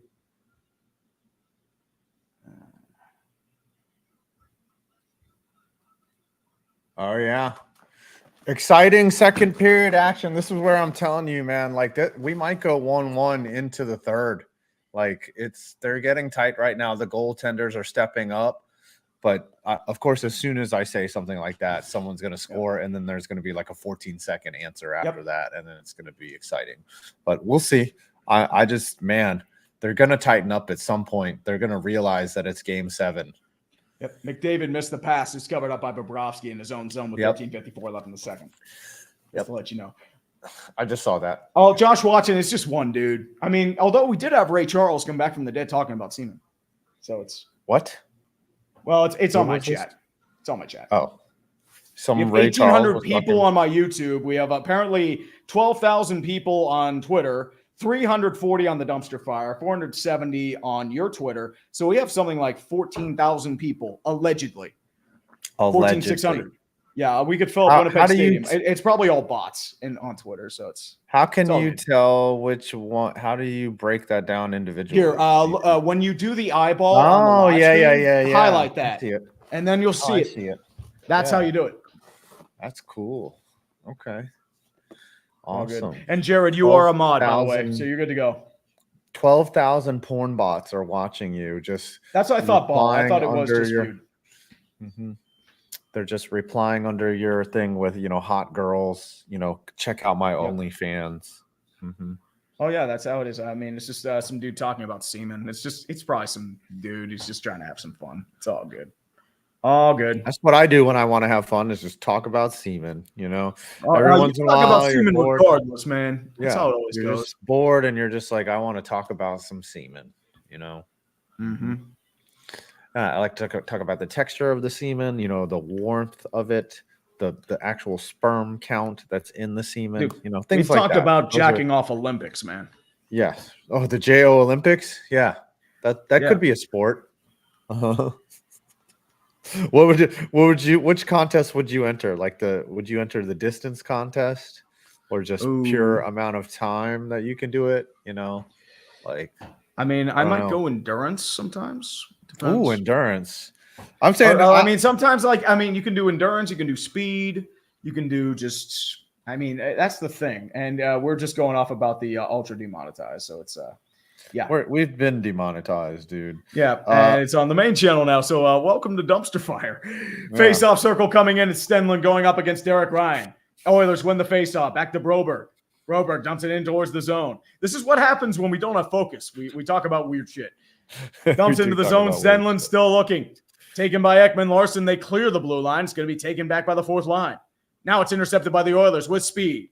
Back to Corey Perry. Perry dumps it back in towards the zone. Another forward player has lost his stick, but he's going to take it back. No penalty call. I thought that was a trip there, but Lomberg's going to keep it back. And that might be offsides, though. Let's see. We just got a super chat that asked if Bob is Bruss got modded. Yep. If Bob wins a Stanley Cup and he stays this consistent, he has a good shot of making the Hall of Fame. He's going to be one of those goaltenders that is going to be great for a long time. Look, if Mike Vernon and Tom Barrasso can get in the Hall of Fame, if Bob wins a cup, he gets in. Yeah. Sam Bennett now in the faceoff circle against Draisaitl. Bennett's going to try and win the faceoff. Can't control it, though. Taken by Fogle. Quick shot saved by Bobrovsky. Does Vernon have 2 or 3 cups? I want to say 2 with the Flames and the Red Wings. Back over towards the front. Taken by Kachuk. One. Yeah, he won with the Wings. I know that. With the Wings, for sure. I think he may have won one with the Flames, too. Taken back, deflected over, saved by Skinner. Draisaitl tries to recover it in his own zone. And does. Skating with speed. Gets past Bennett. Moves back towards the point. Tries to move it back over towards, I believe that's Dylan Holloway. Can't get the puck on net, though. Still in the Florida zone. Taken by Kulak. Kulak tries to move it in. Back to Draisaitl at the far boards. Intercepted by Yeah. Carter Verhaeghe. Verhaeghe still holding. Gets one-on-one with Cody Ceci. Tries to take it in. Reinhart giving chase. Still holding the puck. He gets it back into his own zone. Moves it back in. Backhands it over to Verhaeghe. Verhaeghe corrals near side. Still waiting. Quick wrist shot and saved by Skinner. No traffic in front of him, though. He could see it the whole way. Barkov tried to deflect it. Could not get there. So Vernon, actually, you were absolutely right. He won the Stanley Cup with the Flames, and the Red Wings also won a Conn Smythe. So that probably helped his Hall of Fame credential right there. He was recent. I mean, it just happened last year that he was voted into the Hall of Fame. Oh. Is Roberto Luongo a Hall of Famer? I think so. I think he's one of the best. Is he in yet?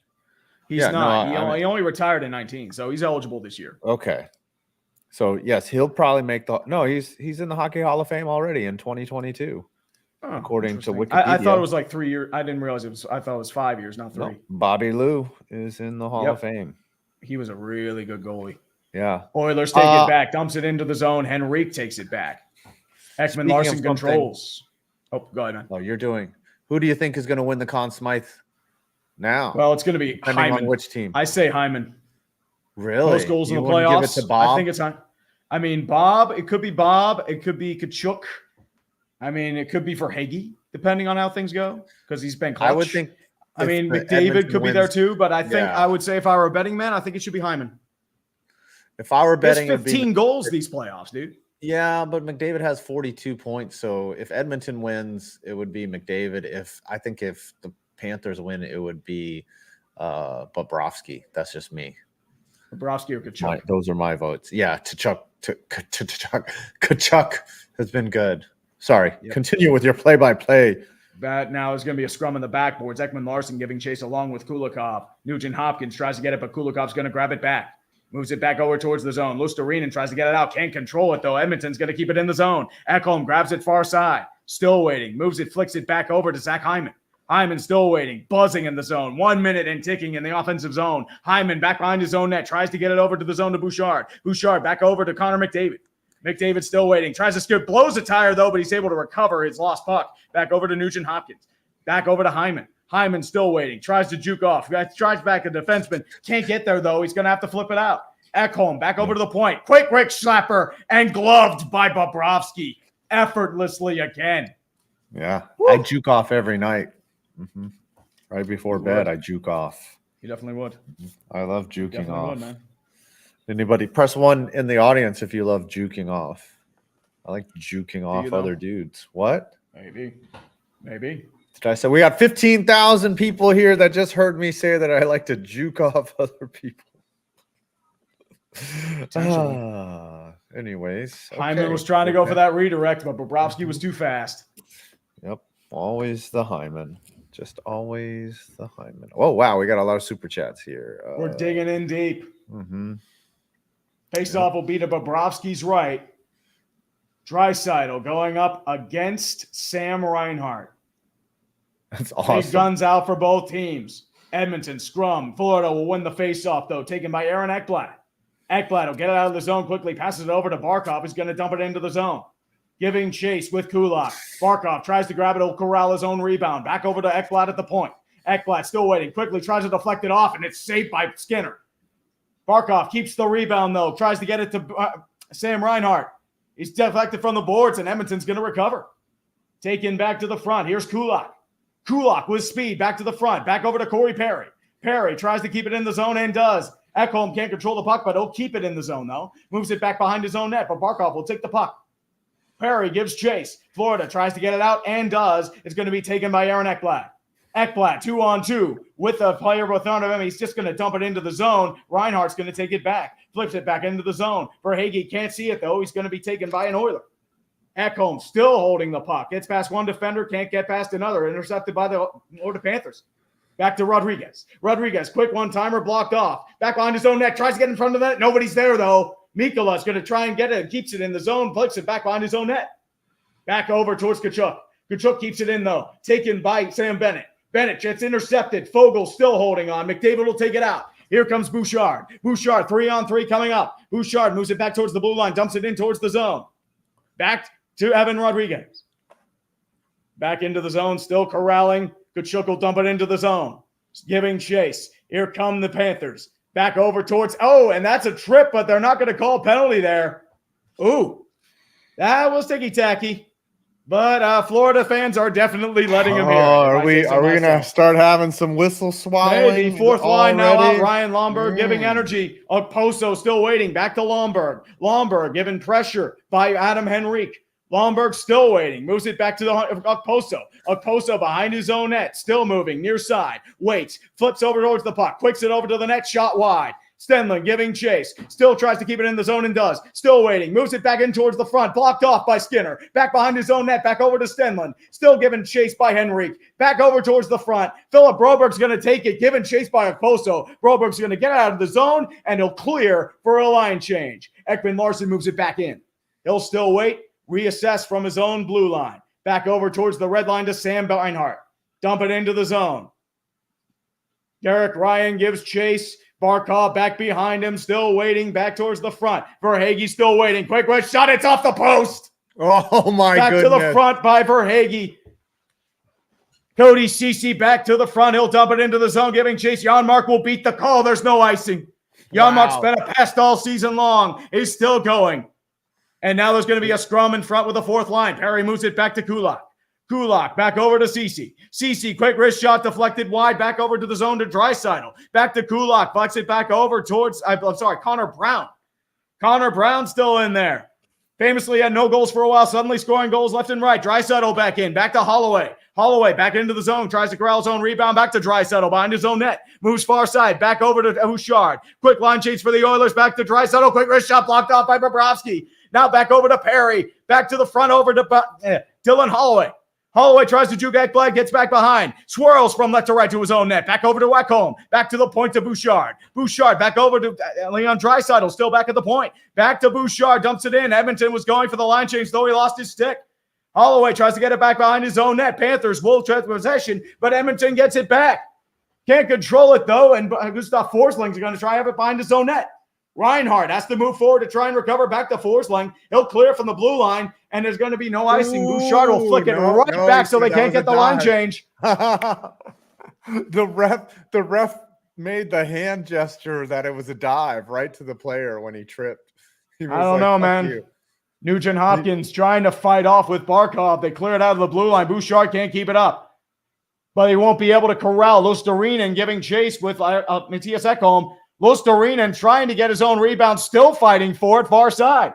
Luostarinen tries to take it back. Tarasenko dumps it in across the boards. Montour gives chase, gets it back far side. Moves it back behind the net. Back to Tarasenko. Tarasenko still waiting. Edmonton will clear.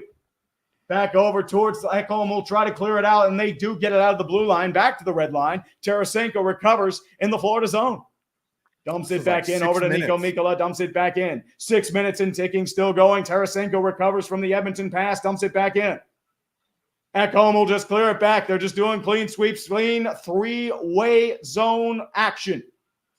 Yep. No whistle. Bouchard will clear. Back to Nugent Hopkins. Click back save. Warded off by Bobrovsky. Panthers still coming back. Here's Evan Rodriguez. It's poke checked away. Edmonton without a stick. Kachuk tries to grab it back to Bennett. Kulikov has to rush back to his own zone before Henry can get it. Back to Montour. Montour moves it back over to Kachuk. Kachuk still away. Sorry, that's Bennett. Quick wrist shot off, saved off. Rebound in front of the net. Still scrambling for it in front. Bennett's going to take it back in front of his own net. Back over towards Evan Rodriguez. Still fighting for it. Back over towards Warren Fogle. Back to the front. Fogle takes it back over towards his side. Broberg's going to try and clear the zone, calm it down. Does to Holloway. He'll clear it back into the zone. Holloway with pressure in front of the net, back in front of his own net, still going. Checked down by Kulikov, still gets back over to Warren Fogle. Moves back over to the front, intercepted, still in the zone. Back to Holloway, quick one-timer, back in front of the net, and it's cleared at the last moment. It was sitting there and no other could get it. It's back there, though. Reinhardt back 3-on-3, still waiting, fires, he scores! Sam Reinhardt shot! And the Panthers have the lead again. One moment, Edmonton has the lead in front of their eyes, and that is one that Stuart Skinner's going to want back. Sam Reinhardt with a clear-cut wrist shot, uninterfered, and Florida has the lead again. It's 2-1. That was a softie right in the 5-hole right there. There were multiple broken sticks out on the ice. Edmonton Kulikov was able to clear it at the last moment. Yeah. Oh, Edmonton seemingly had all the momentum. Florida brings it back the other way. I don't know, not know how. it must have been puck screened or didn't get into the deflected. net. That's the only thing I can see. It must have went off a skate because there's no way that Skinner should have let that in. Yeah, let's see here. I'm watching the replay. Oh, it was just well screened. It wasn't 5-hole. Beat him glove side, short side. It must have right deflected. It must have deflected. I don't think so. I think there was a screen there from the defender. Let's get it slowed down here. You're 8 seconds ahead. I can't see it. I can't see the replay. They stopped it.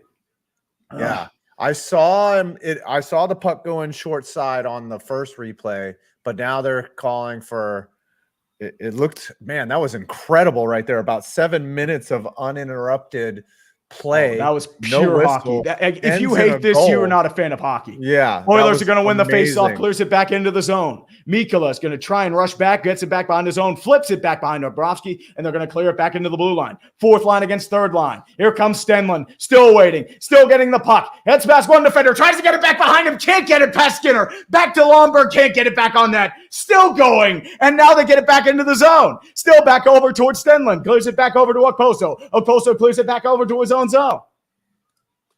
Corey Perry tries to corral the puck back over to Kulak across the net. Moves it back over to the front. Florida intercepts.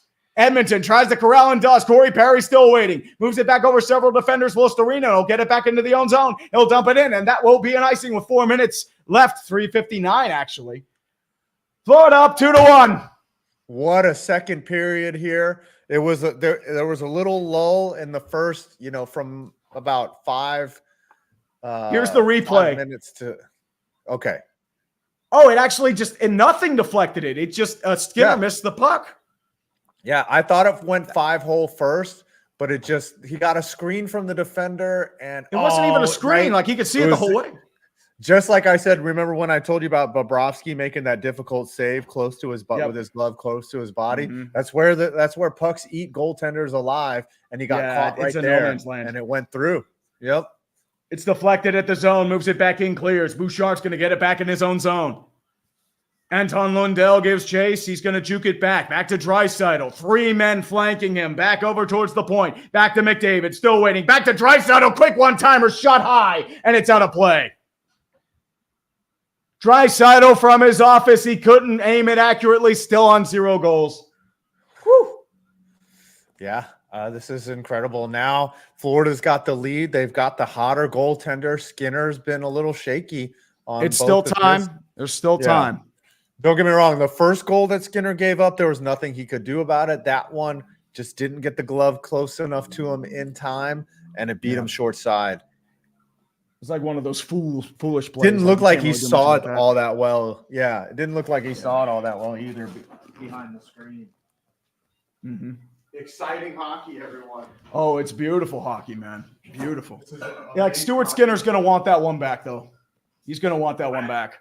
Yeah, I have a feeling that this score is going to be tight, headed all the way into the end of regulation. This is not going to be an easy game. Edmonton still has a lot of fight. Game 7, nothing to lose either way, and it's very hard to win 4 games in a row. Remember, Florida couldn't. The other thing is, if it's a 1-goal lead, Edmonton pulling the goalie. And they're going to do it early, too. Dangerous. Remember, no desperation.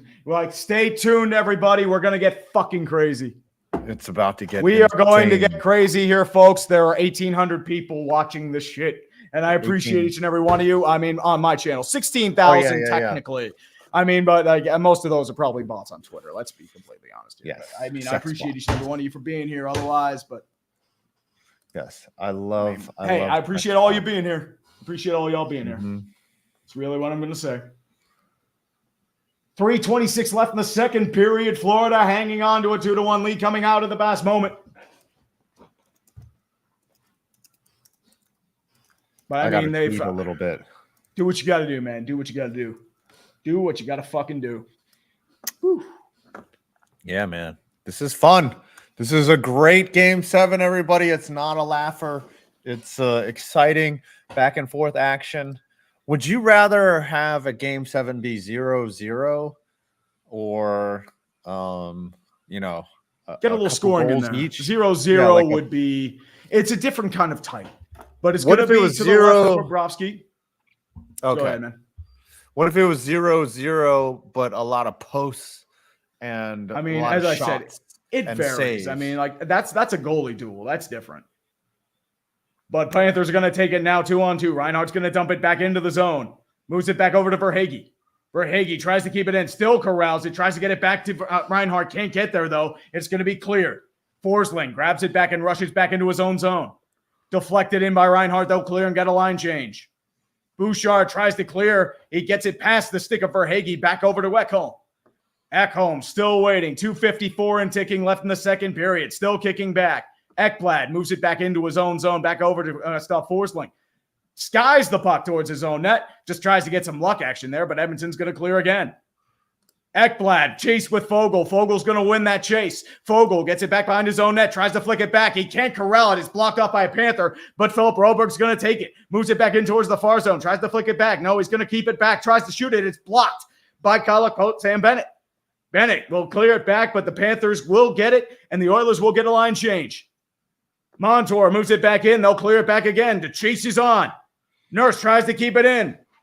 Tarasenko can't corral it. There's a big check there by Eetu Luostarinen, and he clears the puck back in behind Skinner. Nurse is going to have to grab it back. And the Oilers will clear. No icing, though. It didn't reach the puck. Mikola's going to have to control it. 2 minutes left in the second period. Florida has been upping the tone physically. Montour slaps it back towards the net. It'll deflect. Dumped in. Skinner's going to corral behind his own net. Still holding. And he'll clear it back towards Brett Kulak. Kulak still waiting. Dumps it back into the zone. Back over to Kulikov. Kulikov still waiting. Moves it back over to Reinhardt. He can't control it. Intercepted by the Oilers. Here come the Oilers. Back towards the front. They can't corral it, though. It's intercepted by Carter Verhaeghe. Gets it out of the red line. Moves it back towards the center line. Back over to the Panthers. Here's Barkov. Barkov back to the front. Back over to Kulikov. Waiting. Fires. Gloved by Stuart Skinner. Wow. No resistance in front of him. Easy save. 1:24 left in the second period. That shot earlier, do you think it hit off the post or the crossbar when a while back? It looked like you mean the one with the Oilers? I'm not sure. Yeah. I might have. Maybe. I don't know. As a Jackets why are you fan, running? Sometimes I do. I sometimes LARP as a commentator. It's it fulfills my dream of being a fail play-by-play guy. Like it was my dream of being in like high school. Oh, I'm more than fail, buddy. What would be your dream now? Like, obviously, I don't know. I don't know what I'd do, to be honest, man. I'd say, at least get a chance to try out as a Steelers guy, but I doubt it. I don't think they'd want anything to do with me. Is your dream to announce a Steelers pick at the draft? I don't know if I really have a dream of being a Steelers pick. I just want to streak the NFL draft. Get arrested for it. Worth it. I think it'd be great if you threw out the first pitch at a Pirates game. That'd be awesome. Well, that too, or a first pitch anywhere, man. Throwing out the first pitch, urinating tree. I think you should your dream should be to become a fat sack of shit, and then you just be that thing that's in the corner. Like, Chris Sampang, isn't McDonough sick? I think that's why he sounds so lethargic. Oh, maybe he's got something. He's got the ligma. Got the ligma. Yeah. You caught ligma. Yep. Actually, the funny pick, Nathan, the funny thing would be if the Browns told me to announce a pick. And then I just open up with a Steelers jersey. That would be the ultimate troll. I would love to announce a pick for the Giants. Just, go up there with the 5th round pick, the New York Giants select somebody I hate. I just feel like some pick I don't agree with. And then I'll just have to suck it up. Mm-hmm. Sean Cameron, they should bring back Bob Weisshusen. He's good. That dude is good. All right. How much time is this? Is the Burlington Sock Puppets. I bought this last year. A little big now. It was big when I bought it, but now it's just like it's gargantuan. Did you buy it from the clubhouse? Yes. You bought it from the little store there? Mm-hmm. I saw it. I couldn't resist. Anderson gave me free jerseys. He was like, "Here, take some old ones for you." I actually have 2 Sock Puppet jerseys. I have not had jerseys. We got I have official jerseys. I wear the Sock Puppets tee. It's a nice team. Yeah. I've got a Sock Puppets pullover too that I wear when it gets cold. It's awesome. They have that windbreaker. I think they have the windbreaker. Yes.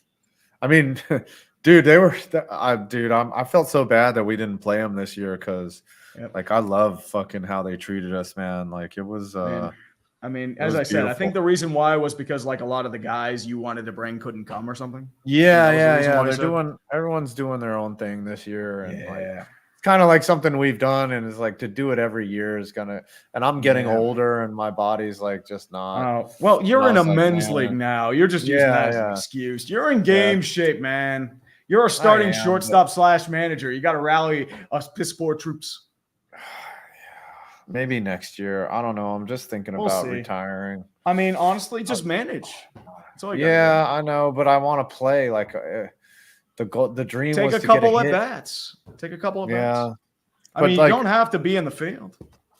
the amount of work it took just to put a 95-mile-an-hour fastball in play. Don't get me wrong. Like I did it. Oh, that's tough, But, dude. like, 95 is yeah. just, I mean, you can't train for 90, 95. I mean, cages only go to 70. And that's my first experience with baseball, seeing 90 mile per hour down the gullet. It's like, oh, fuck. Yeah. It's like imagine like your first game of basketball is against the 96 Bulls. Yes. Like someone's just like, hey, or like, I mean, you know, obviously the sock puppets, they're semi-pro, Yeah. you know, they're We're a actually bunch of college kids. Sorry about Go that. ahead. McDavid actually has a one-on-one now. I didn't want to move back. I just no. had a little action there. 17 seconds left. Move it back over to Hyman. Bouchard in front of the net. Still deflecting. Blocked off by Bobrovsky. Rebound in front. Taken by Reinhardt. 10 seconds left in taking that. Get it out of the blue line, and they'll dump it into the zone. And it will be an icing with 6.2 seconds left. It got just far enough. And Edmonton beat the puck. Ooh, baby. 6.2. Florida up 2-1. McDavid one-on-one, but Ekblad with a good defense. There's a little bit of a shot there, rebounded by Bobrovsky, deflected by Nuge, but Bobrovsky was up to the tack, 6.2. Nuge. Draisaitl in the face-off circle against Reinhardt. Florida will take the puck, and they'll clear it out of the zone, and this will be the end of the second period. Florida is 20 minutes away, if this score stands, from winning their first ever Stanley Cup. Oh, my goodness. They could hold off the memes. They could hold off the memes. I mean, the it's not memes going to that hit were as well, though, created. you know? Listen, this meme. You ever see the movie Back to the Future where he holds the picture and his And it's gonna siblings are erase. disappearing? Yep. Yeah, this that's meme what's is gonna happen. Slowly dying. Give it. We're still 20 minutes and possibly more. Diddly. It's a little older reference for you people. A little for you young bucks out there. Isaiah Hatry, how do you feel about the UFL getting a second season? Apparently, they've done well for their standards. It's their trajectory of becoming profitable has become faster. Like they're beating their own expectations. So they're looking to get more ownership there. So I feel like they'll be able to survive. Maybe I think it's gone from what being profitable in 56 years to now 52. I think, or maybe even 48. I don't know. I'm going to grab a drink real quick. You carry Investment in those leagues, like they're just like, oh, we lost less money, and so I'll never fully understand how macroeconomics work like that. Where I guess if you have a committed investor that's willing to wait, 5 or 6 years until they actually turn a profit, but once a business does turn a profit, I think Amazon.com wasn't profitable for the first 7 or 8 years. Now, Jeff Bezos, one of the richest people on earth. Who is the richest person on earth? Is it Elon Musk? Oh, yeah, richest person. I mean, Carlos Slim was one for a while. Carlos Slim. Bernard Arnault is now the chairman and CEO of LVMH, currently ranks as the world's richest person, a spot he's held since February, surpassing Elon Musk, the founder of SpaceX and Tesla. Okay. Yeah. But a lot of times, these people are the richest based on their assets, not their cash. Yeah. I mean, most of them are just net worth. Mm-hmm. Like it's not, they don't actually have $100 billion. They just have $100 billion in net worth. All right. Richest Like person they'll have in the probably world, a couple $100 million lying around, but they don't have billions. Richest person in the world, cash on hand.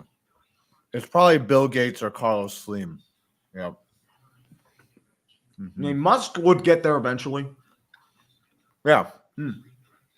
Hershey won in overtime, so Hershey is a Stanley Cup champion again. The Boring Company is worth $3.3 billion for. Tesla is worth $96.8 billion. It's just market value. Yeah, they're saying the official richest man is probably Bill Gates or Carlos Slim. Jeff Bezos has a lot of cash. He keeps about $9.53 billion in cash. Jeff Bezos does. That's a rich fucker right there. That's a rich. Nvidia is the most valuable company, but I think that's like a white tulip phenomenon. Like everyone's getting in on the AI. Yeah, there are a couple other companies. SMCI, Super Microcomputer and Industries. I think that was another one that escalated. Yeah, but they've had a down couple days. Yeah, according to this, Elon Musk doesn't have actual cash. He's just cash poor. Yeah, it's like his value is isn't liquid. That's what they call cash on hand. It's liquidity. Samusa of Mali, maybe who is the most cash-rich person? Look up the most liquidity. That's what I'm saying. And they're never going to say that out loud because. Like they'll put a target on their back. So I have like a maybe. I bet you Warren Buffett. I bet you Warren Buffett has a lot of liquidity. Warren Buffett has most of his money in portfolios, so he doesn't actually have liquidity. Yeah, you're right. So he probably has like individual stocks. He has mutual funds that he invests in, and then he has like a certain 1 to 2% in cash. That's usually how they do it. I bet you who has the most cash is some fucking Colombian drug lord, like who just has mattresses full of cash that he's got to try to. Probably has the most cash on hand. Yeah, that he's got to try to launder before it actually spoils. You know, it's kind of shit that happens. There are a bunch of like new car washes coming in that are like state of the art, and they're wondering who's buying this, and it's like it's probably a money laundering scheme. Yeah, I mean they usually get restaurants or money laundering, car washes. It's just something to wash the money and make it clean.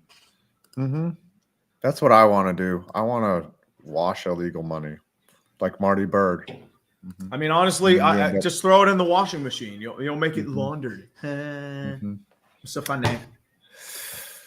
There's so much laundering that goes on that people that doesn't get caught. It's just the problem is they have so much cash that they're trying to clean it all the time that they get impatient. Yeah, they get impatient. Well, either like they want a different, somebody wants a bigger cut, so they go somewhere else, and that destroys the routine. I mean, if you have something nice going like that, you're not gonna. I don't know. You know, the government, they're always trying to look for the launderers because the laundering cuts. They don't pay tax. They don't pay taxes. Yeah. That's why. Remember, they didn't catch Al Capone for his crimes. They got him for tax evasion. That's true because he was bad at managing his books. He didn't know how to launder money.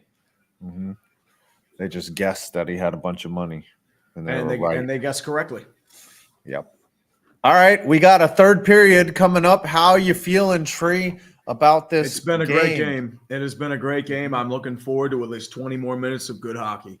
As I mentioned with Florida, they've set the tone. They've minimized their mistakes, and they've been opportunistic with the Sam Reinhart goal mainly. The penalty kill was very scary. And I know you can have questions about Matthew Tkachuk, about how the penalty wasn't really a penalty, but they clamped down, especially with a player without a stick. I mean, that is dangerous, very dangerous territory. Yeah. I think what you're going to see here is a good hard 10 coming out. Good hard 10. Edmonton's going to come out very aggressive in the third period for the first 10 minutes. Then you might see a little lull, a little back and forth. I don't know if Florida is going to be – I mean, they're going to be opportunistic in looking for that 2-goal lead, but Edmonton is definitely going to hit them hard coming out of the gate. Of course. I mean, it's game 7. Maurice, you have nothing to lose. Maurice They're going to put everything on the line. Yeah, Maurice doesn't it's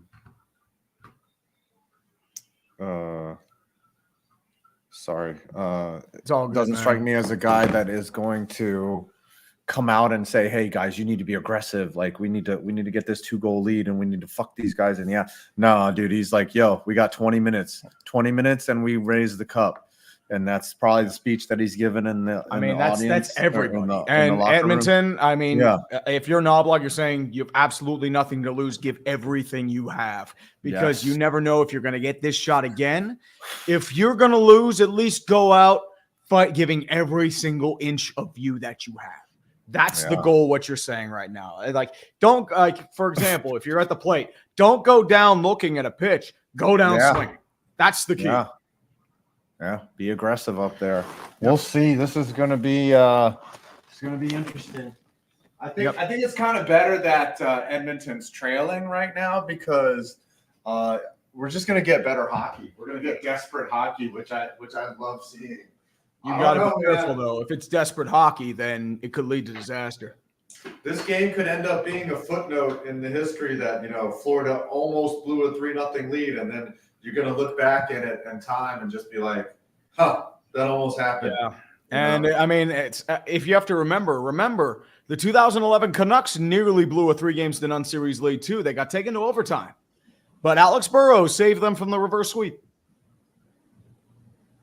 Yeah, it's just you have so many chances that that's why you get a 3-0 lead, so that you have 4 chances to win a Stanley Cup. As I said, it is very tough to win 4 games in a row. Very tough. It is. Yeah, for both That's teams. why sweeps rarely happen. The only sweep was Washington Rangers, and it was such a lopsided battle that, I mean, Ovechkin was ice cold, and Charlie Lindgren turned into a pumpkin. Right. But that kind of makes it's a two-way street when you say it's hard to win 4 games in a row. Look at Edmonton. Like they have to win 4 games in a row. It works 2 ways. You're not out until you lose 4 games. That's the key. Mm-hmm. Yeah. So I'm really excited to see. Yeah, we didn't. I think Wumbo. Oh, by the way, winning run. That was a pitch count clock. That's why they won. Steve Dangle. I don't talk to Dangle. Hockey guy. Like I don't really talk to him. Unfortunately. Yeah, they do their own thing. They do their own thing. We all do our own things now. Yeah, it's all good. It's a little different. So 20 minutes from laughing at Canada not winning another Stanley Cup and admiring the strongest championship parity in the NHL. No dynasties established in recent years in hockey, right? Tampa Bay. You could call Tampa Bay kind of a dynasty. 3 straight cup finals appearances. They won 2 cups. I mean, in the salary cap, the closest one is the Blackhawks. That was 10 years ago. They were they're still dynasty. They're still pretty decent, like they have. The Blackhawks. Tampa Bay. Like, I mean, they're still. I'm talking about Tampa Bay. I thought you were talking about Chicago. My bad. Yeah, no, it's all good. But I'm saying Tampa Bay could make another run with Vasilevsky at some point. So who knows? They could find themselves in a finals in the future. Yeah. So, anyways, I don't know what I'm talking about. I want Florida to win. Minnesota Wild legend Dmitry Kulikov needs a cup, and former Penguin Dmitry Kulikov. He was there for a hot cup of coffee last year. Yeah. He was there. We got to kind of call it. Who do you think is going to win the Stanley Cup based on what you've seen through 2 periods? Are we ready to make a fucking laughable prediction? I don't want to make a prediction.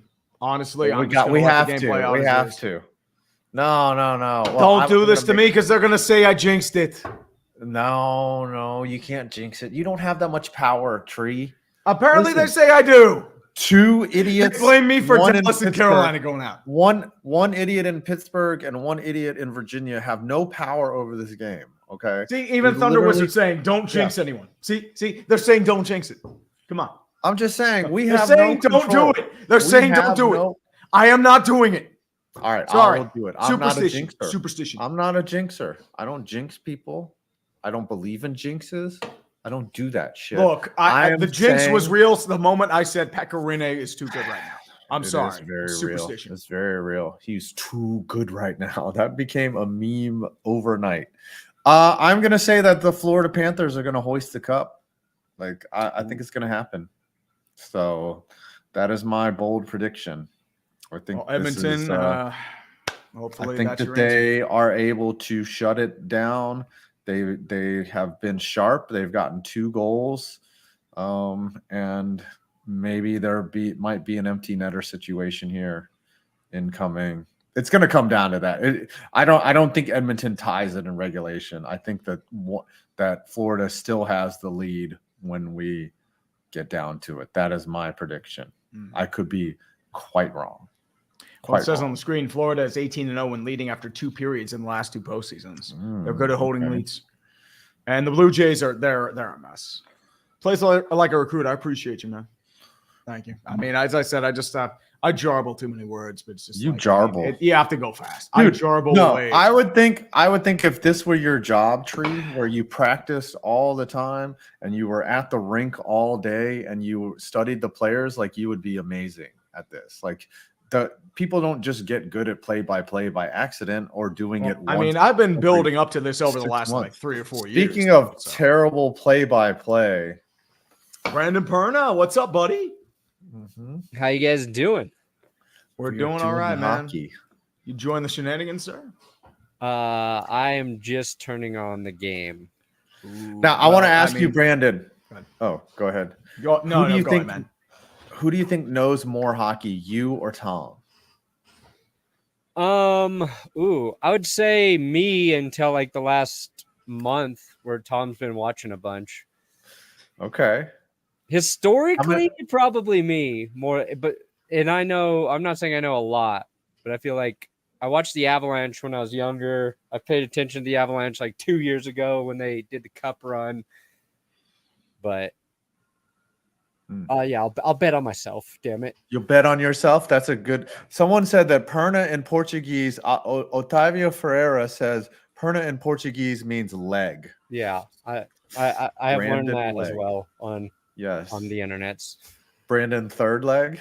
Is that what we're going for here? Well, if we want to start some rumors, yes. Yes, let's go ahead and start these rumors. Let's start what you been doing tonight? Wiener rumors. You're in your giant wiener era. We should just start that as like an internet meme. It's like Brandon Perna has a huge fucking dong. Yeah, I'm married. Nobody will ever be able to prove me wrong.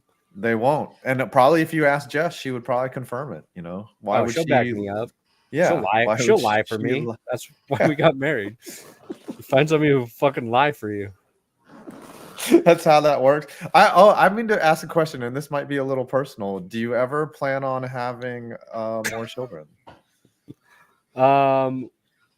We talk about it. We think about it.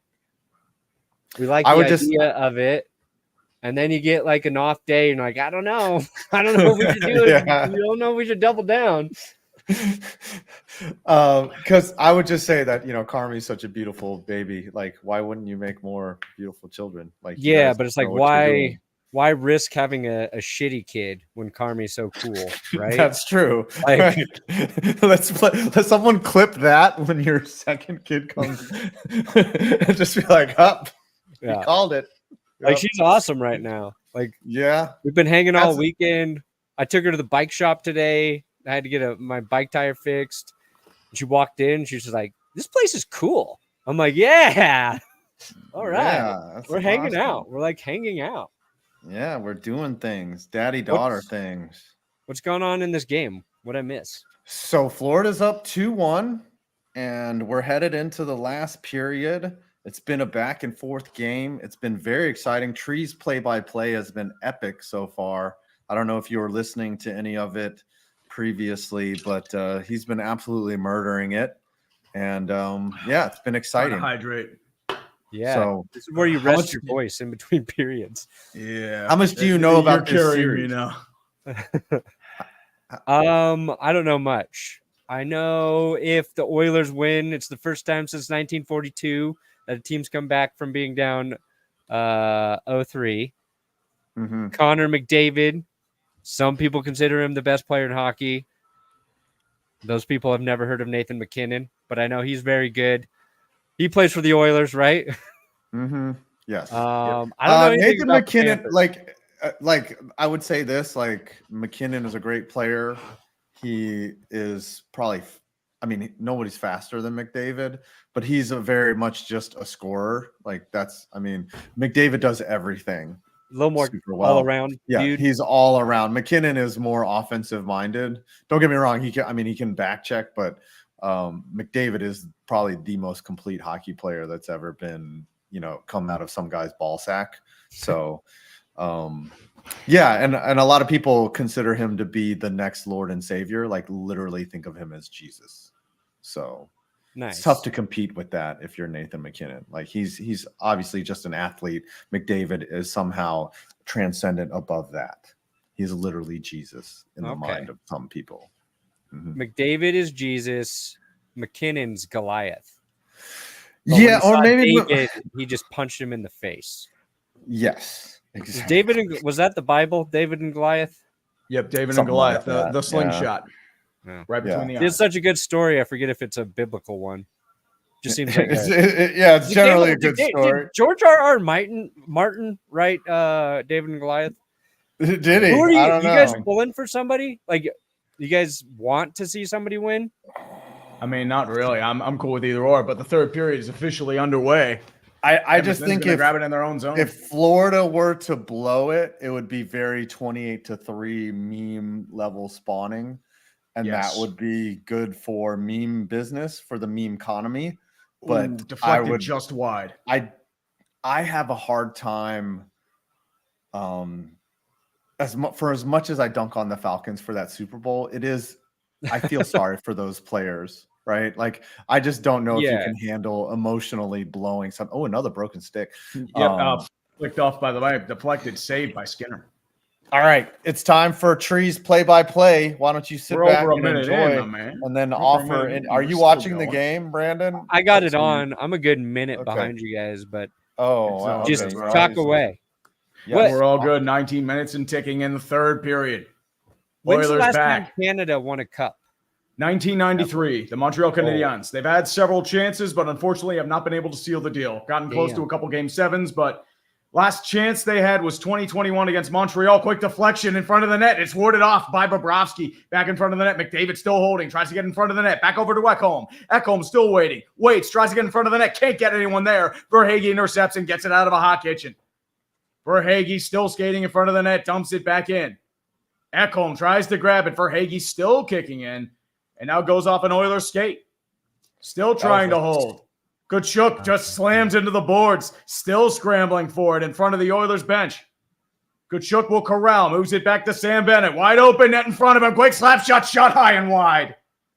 Oilers still can't get it out of the zone. Tkachuk gets it back in over towards Evan Rodriguez. Flips it back in over to the other side of the boards. Still scrambling for it. Leon Draisaitl's going to grab it now. Back over to the front. CC corrals it in front of his own zone. Dumps it into the boards. Goes far side. Edmonton tries to corral. Can they get there? No, unfortunately, it cannot. Sam Bennett's going to get there, but it's going to be intercepted by McDavid. Still taking back. Flips it back over to the zone. Rodriguez tries to grab it. Can't get it out, though. I think that's Holloway still holding back in there. Okposo and goes to Mikkola. Dumps it out of the zone. Slight line change. Can't get them all off, though. Brandon Montour skates it out of a hot kitchen. He loses the puck, though. It's going to be taken by McDavid. McDavid wide open net. He can't get it to Corey Perry. He just passes it wide. Lomberg still waiting for it, and now it's going to go to Okposo. Dumps it back in. Darnell Nurse moves it back into the zone, flips it back over. Lomberg intercepts. Lomberg still waiting for it with energy and pride. Back into the front, flips it back over to Stenlund. Stenlund tries to get in front of the net. Can't control it, though. It's taken by the Oilers. Lomberg tries to get it, and he'll take it back in. It's going to be cleared. And Ekman Larsson's going to grab it. Ekman Larsson still waiting. Still controls. Gets past several Oilers. Passes it long over to Luostarinen. Luostarinen getting pressure by Ekholm. Gets corralled and loses the puck. Taken back over by Derek Neal. Moves it back over to Aaron Ekblad. It's intercepted by the Oilers. Still coming with speed, but he can't corral it. It's going to be taken back by the Panthers. Now back over towards the Oilers. Forsling tries to grab it. It's pickpocketed by Connor McDavid. Far side. Still waiting. There's going to be a penalty coming up. Play is stopped. Luostarinen is checking for blood. I think he might be bleeding. Who's it going to be on? I don't know. Looks like no blood. It's going to be a 2-minute. No blood, no foul. No blood, no foul. Blood, no foul. And Florida will go back to the power play. This is big. I think Edmonton's more concerned with the kill here. It's very unlikely Florida scores on this power play. They're more like just like, hey, we'll run 2 minutes off the clock. I mean, they will threaten. Don't get me wrong, but there's I just let the guy get hurt. That's how far behind I am. I mean, it was just an inadvertent stick tap. Like it just he lost control, and Evan Bouchard is going to the box. 2 minutes high stick, no blood. It's going to be Sasha Barkov in the face-off circle. To the right, to the right of Stuart Skinner. No Derek Ryan takes break. the face-off controls back over to Tarasenko. Tarasenko towards the zone. Back over to Ekman Larson. Quick wrist shot by Barkov. Saved by Skinner, and he's going to hold. Reinhart couldn't get the rebound. 1:53 left in the power play. They cannot allow a second goal here. They are a 2-goal lead. They cannot allow that shit. You just got to update the scorebug for the third. Yeah. Oh, my bad. I thought I had one ready to go. I do. I mean, you probably do. You just didn't. It's already uploaded. I was oops. I didn't all good, but Edmonton will win the faceoff this time, and they will clear. Bobrovsky moves back in front to the rebound. Oilers penalty kills killed 47 of their last 48. Why is it over us? Oh, there we go. Well, we have 3. That's why. We had it at the bottom before. Tarasenko flips it back over to the zone. You can back over to Reinhart. Still moving, trying to scramble for the puck in front. Barkov still waiting, trying to grab for it. It's going to be taken by the Oilers. And then you can move it wherever you want. And Henrique will clear. Oh. Then you got to save it as a new layout. Oh, where's edit Ekman Larson still holding. He'll wait for the puck and they'll try to reset. The screen. Goes to Verhage, dumps it in. The chase is on. Oh. Lundell tries to grab it. Can't get there in time, though. It's going to be intercepted, and the Oilers have numbers. 2-on-1, potentially coming. Back over to McDavid. McDavid tries one on time. Can't get the pass over to Brown. It's shot wide. Now back over towards the puck. Evan Rodriguez has it. Rodriguez still grabbing. Pressure over by Broberg. Dumps it back into the zone over to Barkov. Barkov still waiting. Back over to Rodriguez. Rodriguez still waiting. Far side of the point. Still waiting. Swarming in front of him. Back over to Sam Bennett. Quick wrist shot blocked off high. Taken back over by Verhage. Verhage moves back over to Lundell. Lundell back behind the net. Back over to Rodriguez. Waiting for the slap shot is Montour. Quick wrist shot blocked high. It's going to be taken back. Aaron Ekblad takes it back. Flips over to Verhage. Dumps it back in. Board play. Back over to Bennett. Bennett flips it back over towards, I believe that's Montour. Montour back to Bennett. Quick fast shot. And Ekblad couldn't control it. It's shot wide. Back to Ekblad. Still back in front. Janmark fighting with him. Same as Verhage. Scrum far side. Right side of Stuart Skinner. Verhage tries to clear the puck. Can't get there. Open shot by Sam Bennett and a point-blank save by Stuart Skinner. Oh, wow. What a golden opportunity. Skinner. Pretty much. Skinner with a big save. Isometric exercise. I'm about to see it. He closed up the point. I mean, it was a fluke bounce. Sam Bennett was in front of the net.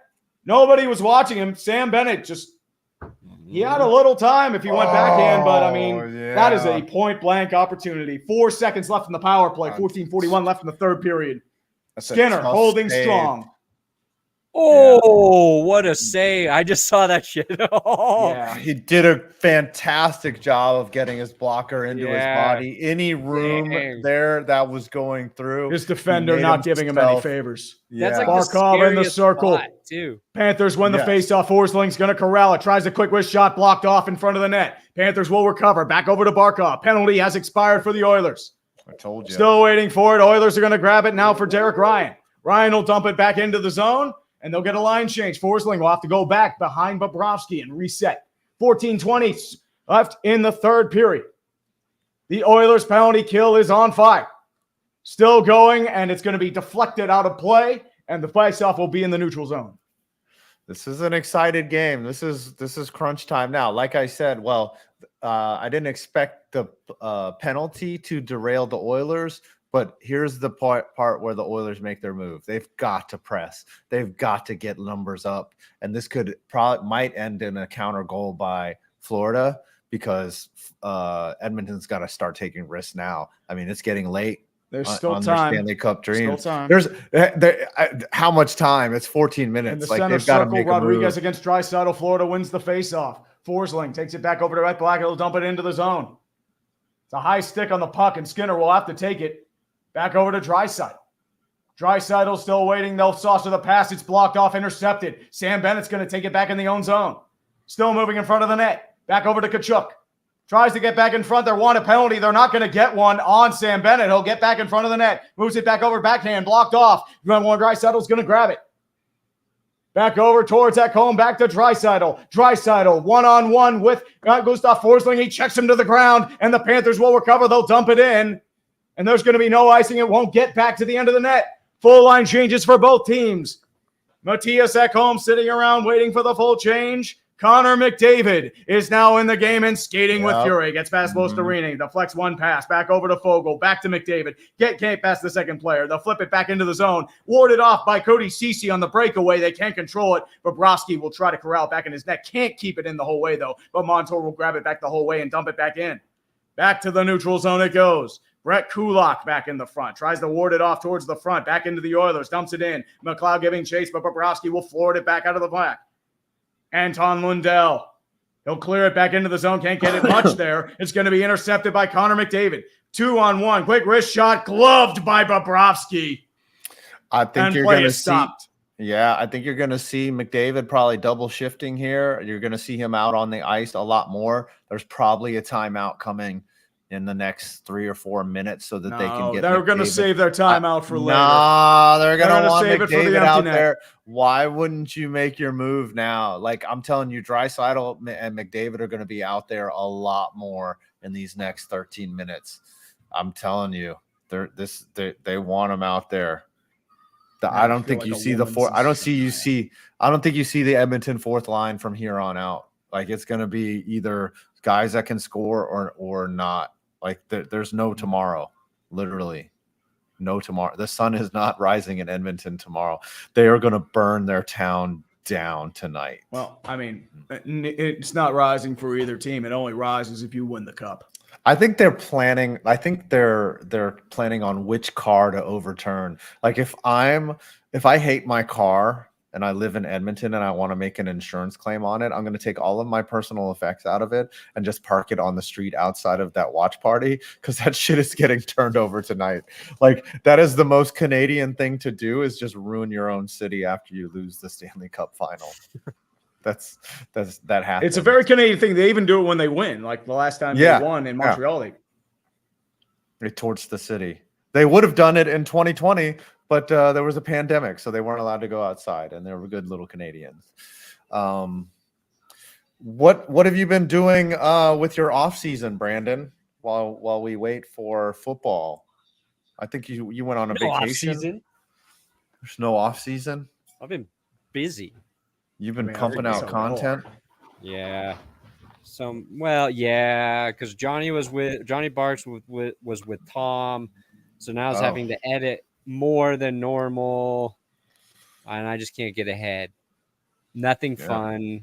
We went to Hawaii in May, but that feels like ages ago. Yeah. Mm-hmm. How was Hawaii? Did you like it? Tight. So awesome. It was so tight. I'm previewing YouTube TV right now to see how much further ahead it is than my cable. Face off won by Edmonton. Draisaitl's going to get it back behind his own zone. Flex off over to the zone to Bouchard. Quick wrist shot, gloved by Bobrovsky again. Play is stopped. Sorry. I'm surprised that your cable's so far behind, but I guess because you're in Colorado, maybe the signal just physically isn't getting there. I'm officially rooting for the Oilers, just so everybody knows. Okay, you want me?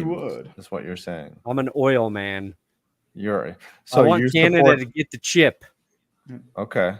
So you're against to the environment. Bobrovsky face off against Leon. I want the oil spilled on the Panthers. Yes, you support fossil fuels. Yeah, burn those Panthers. Burn them with the puck now. They'll try to clear the puck, get it out of the zone. You're anti-wildlife. Hagee keeps it in. Yeah. McDavid moves it back. They're combining forces, and now the Panthers will clear. And McDavid's going to try and grab it back. Can't get to the icing call, though. Taken by Ekholm. Tom mentioned earlier, they have changed the lines. Draisaitl is out with McDavid and Hyman. They're bringing out the big guns, and they're going to load up. It's going to be out of play.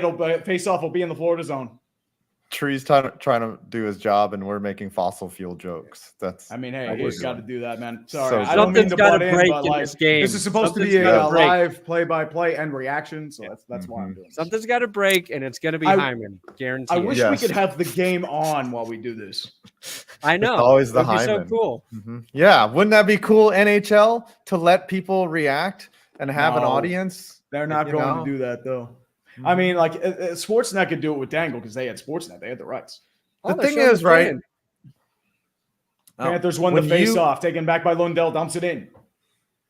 Flips it back. Runs it back over to the side, flipped off. Taken back over by Connor Brown. They get it out of the zone, taken by the Oilers.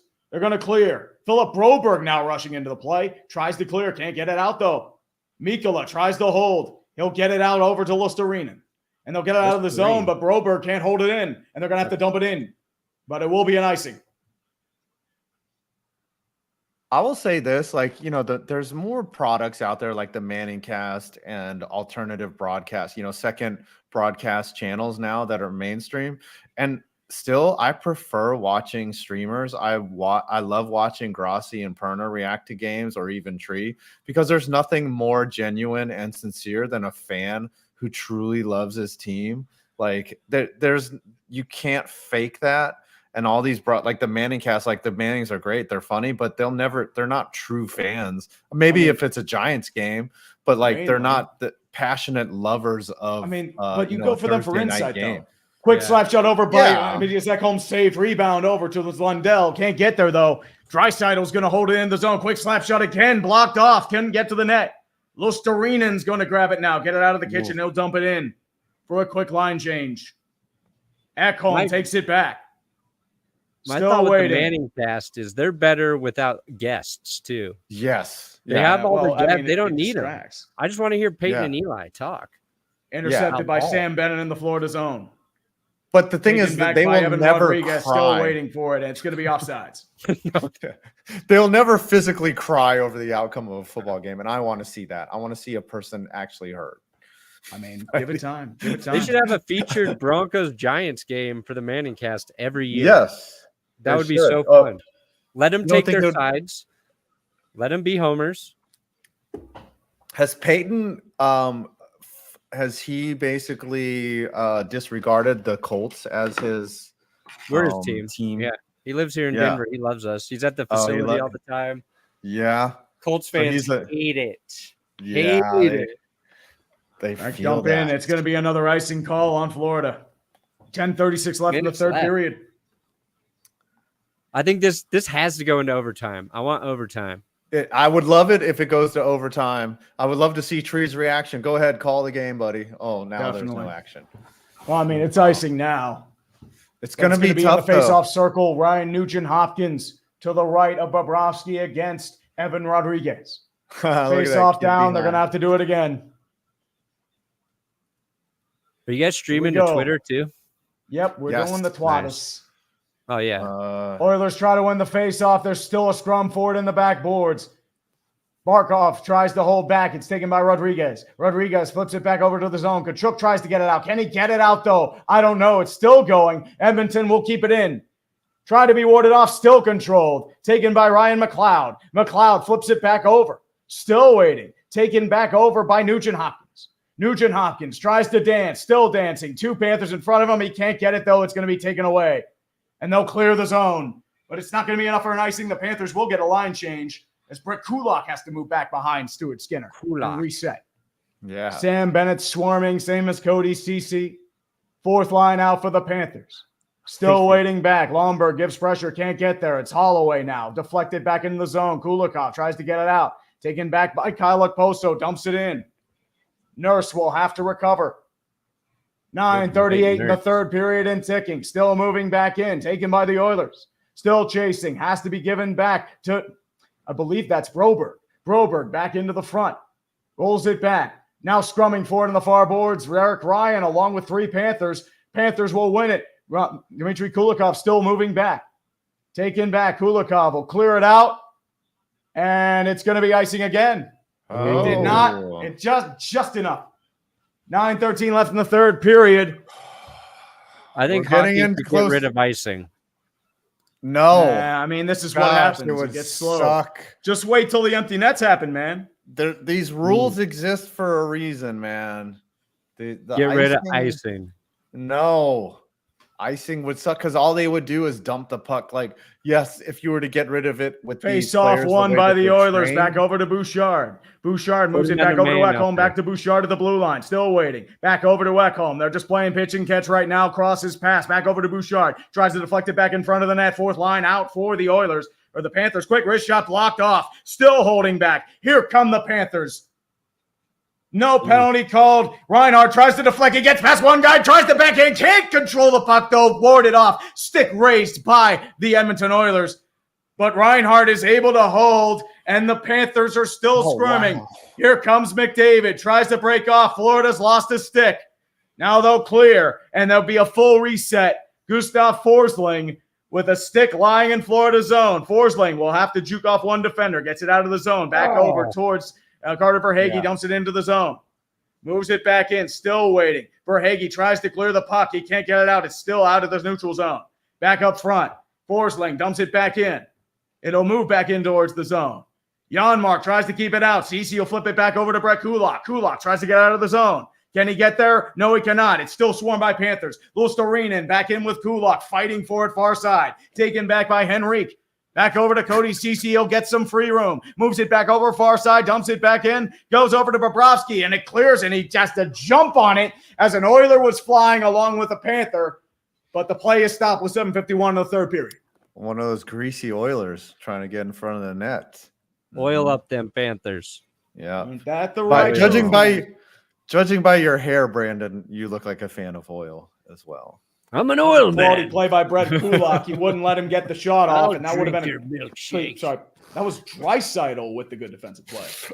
He had a chance at the backhand, but he could not get the shot off. Get out of the shower, so it is slick. What slick? Would you say that was Daniel Day-Lewis's most finest acting performance? Gangs of New York. I don't know if it's his finest, but it's my favorite. Gangs of New York. He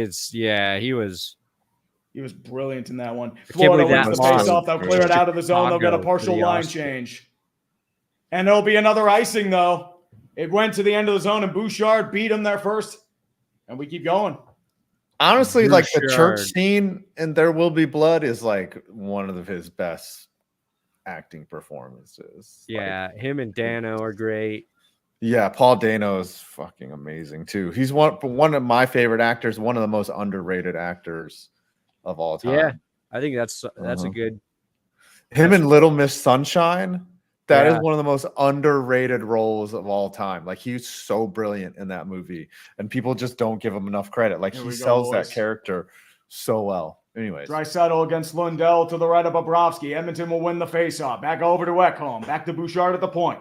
McDavid skating with fury. Jukes one defender. He can't control his stick, though, and it clears the zone. Bouchard's going to have to recover. 7:33 left in the third period. He tries to get action. Moves it back to McDavid. Back in the Florida zone. Tries to backhand. It goes off a Florida player's skate. Back over to Draisaitl, though. Moves back in time. Tries to deflect back in front. And it's deflected wide. McDavid moves it back to the point to Bouchard. Quick wrist shot blocked off. Lord's off to the side. Draisaitl's going to recover. Back over to Ekholm. Ekholm back in front to Bouchard. Saved by Bobrovsky. Back over to Bouchard at the point. Still waiting for it. Still holding. Tries to wait. Quick deflection. Block in front. McDavid tries to get it back. Moves it back in front. I think Bobrovsky saved it. He saved it.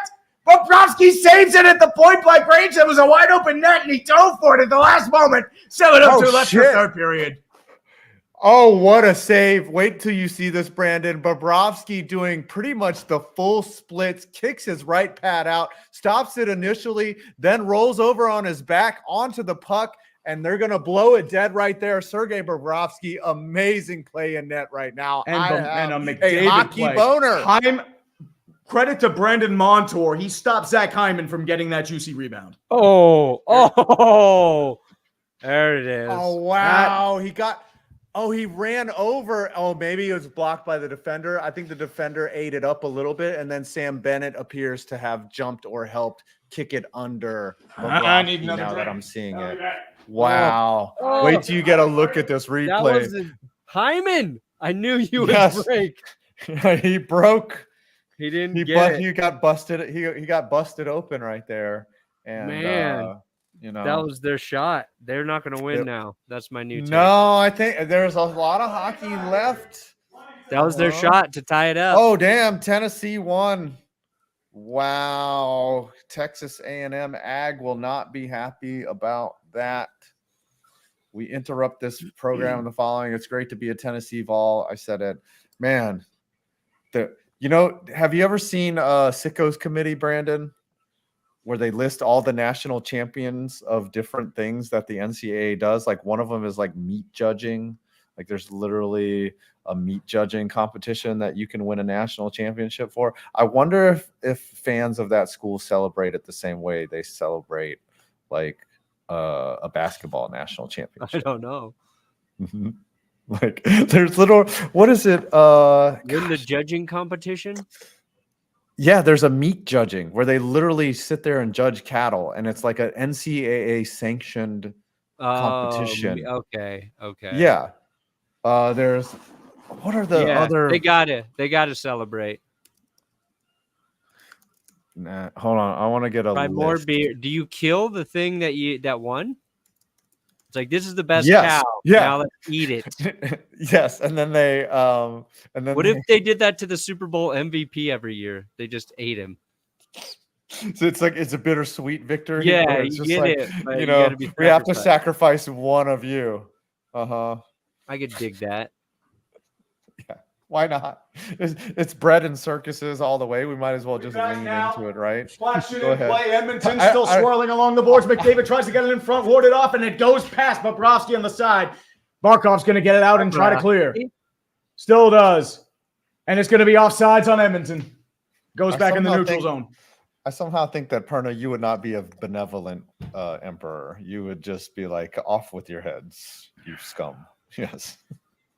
The Panthers haven't had a shot since 1439. Yeah, they have. Well, they're not trying. They've got a lead. I told you that's the problem. They turtle. That's the issue. I said that they would not take many risks unless, there was a counter goal.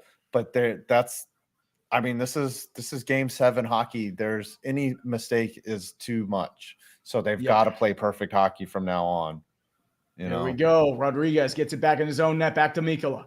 Mikkola moves it back in front. Still waiting for it. Scramble in front of the net. Quick wrist shot saved by Bobrovsky.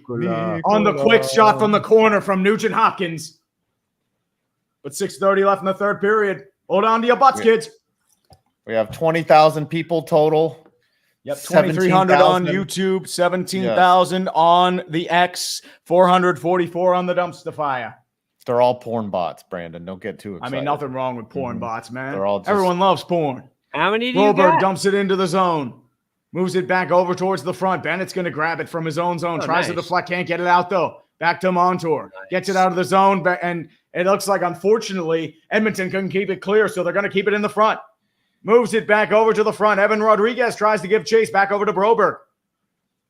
Still scrambling forward in front of the net. Back with Kachuk. Rodriguez back there too. Looks like it's going to be Nurse and Broberg. That's going to be out there as well. Nugent Hopkins still swarming there as well. Sam Bennett moving back there. Evan Rodriguez is just getting pinned to the ground like it's a wrestling move. Like my knees. knees. Sounds like a Broberg. And they're going to call it dead because Rodriguez was pretty much just on top of the damn puck. Broberg sounds like a themed bar. A themed bar in Germany, like, yeah, let's go to Broberg. It's like they just go there and drink beers and like no women allowed. We're here at Broberg watching the sport. Yes. Mm-hmm. Who wants to go to Broberg with me? Oh, he's You down. would do that with Broberg. Now he's out. Is it Hyman? Was he Rodriguez on that play? Oh, No, it was Evan Rodriguez, former Penguin, former Av. yeah. I got hockey trivia for you guys. It's in my next video. What is it? Do we have a Who's the oldest professional hockey player to score a goal? Gordie Howe. Are we talking overall? Jaromir Jagr. Yeah, overall. Czech But- League. But yes, Gordie Howe. Thank you. See? Fuck you, tree. Wait. I thought, are we? 52. Yes, he so played with his stupid. sons. He That's literally so played with his stupid. kids. I thought Yager scored a goal in the Czech league this year. He did, and he was 52 years old in like 186 days or something. But that was just in April. Yager did that in April.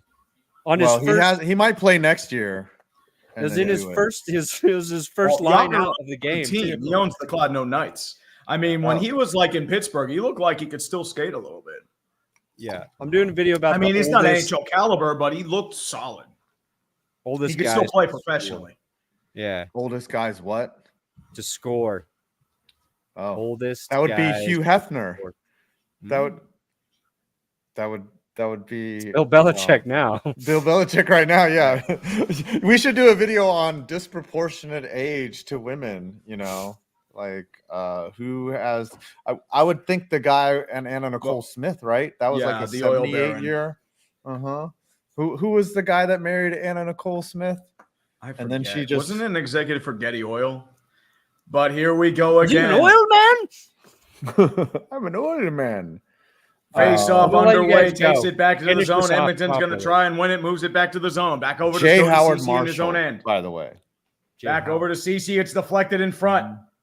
It's still not out of play. The Panthers are going to try and fight for it.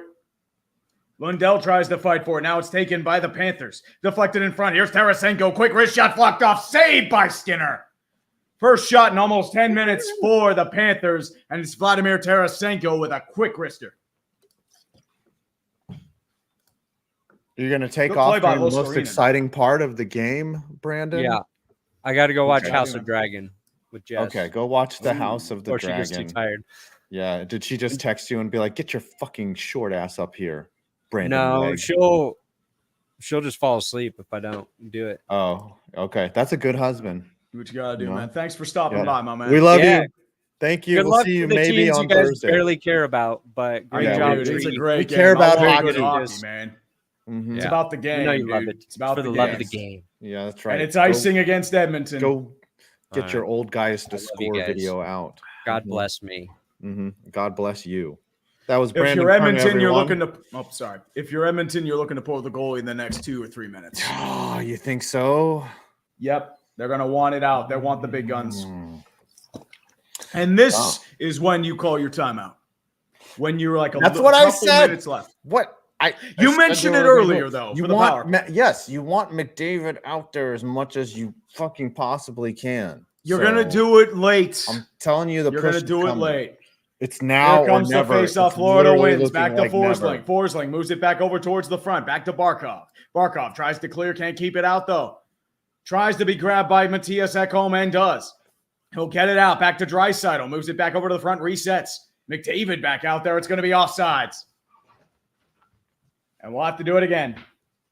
High drama coming, boys. All right, High Katie. drama. Have fun for these last 5 minutes. Eh. 2,300 people or 2,400 people on YouTube. 17,000, almost 18,000 on the Twatters. 21,000 total. I don't know how many of those are bots, but I appreciate each and every one of you, even the Yeah. bots. We Yep, need more I bots. appreciate the Like bots. Futurama. Shabbat Sasha shalom. Barkov against Leon Draisaitl in the face-off circle. Still scrambling for it. Still fighting. Verhaeghe comes up with it in the end. Moves it back over far side. Scramble for it in front of the Ballards. Reinhardt has to join in. Giving a little check action is Matthias Ekholm. He'll get the puck. Tries to get it out. Moves it back front. Verhaeghe giving pressure in front of him. Has to deflect. It's intercepted. Markov's going to keep it in the zone. Back over to Verhaeghe. He can't corral it, though. He'll get it behind his own net. Still waiting. Just trying to burn as much time as he can. Bouchard giving pressure, same as Draisaitl. Draisaitl has to trip. He loses the puck. Back over towards Barkov with a save by Skinner, point blank on Sasha Barkov. We are less than 5 minutes away from this NHL season ending, everybody. Do we want it to end or do we want overtime? Well, I mean, where's the Buffalo Wild Wings button? That's all I'm going to say.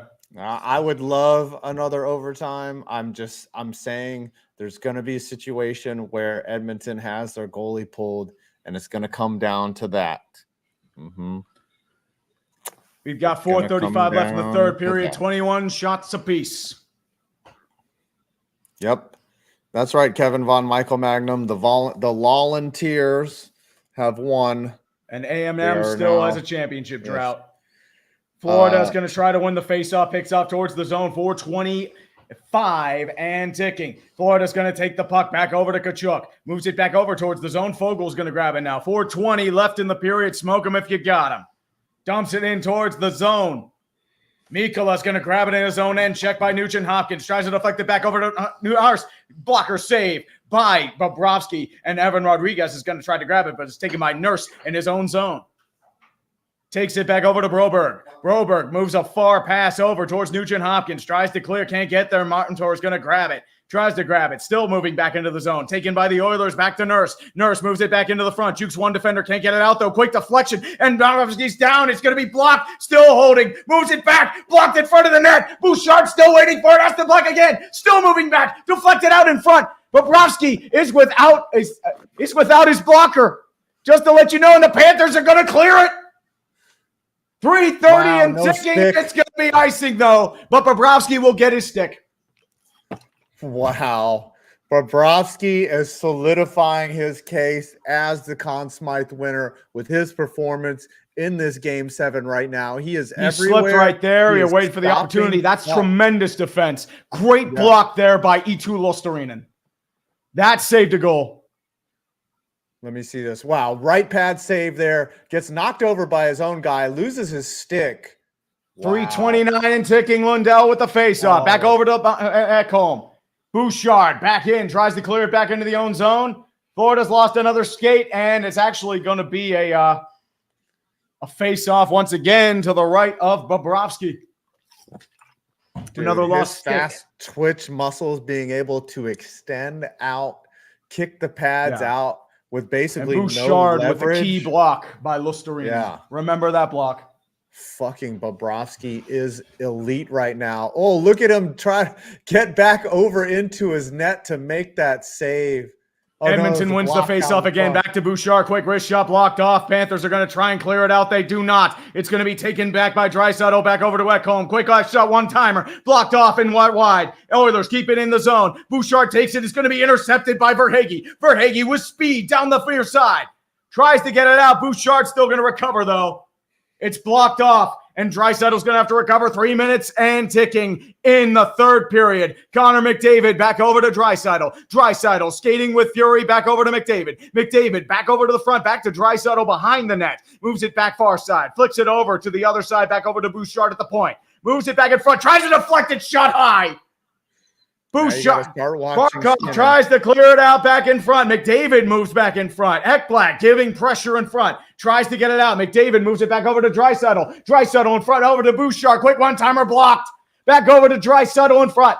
Moves it back over to Bouchard at the point. Still waiting. Tries to get it open and can't get there. Moves back to Draisaitl. Draisaitl over to McDavid. Tries to juke one defender. Reinhardt back into the second time. Quick deflection. And it's blocked up in front of the net. Still scrambled for it. Moves back in front. Still scrambling for it. It's cleared in front of the net. And Reinhardt's going to clear.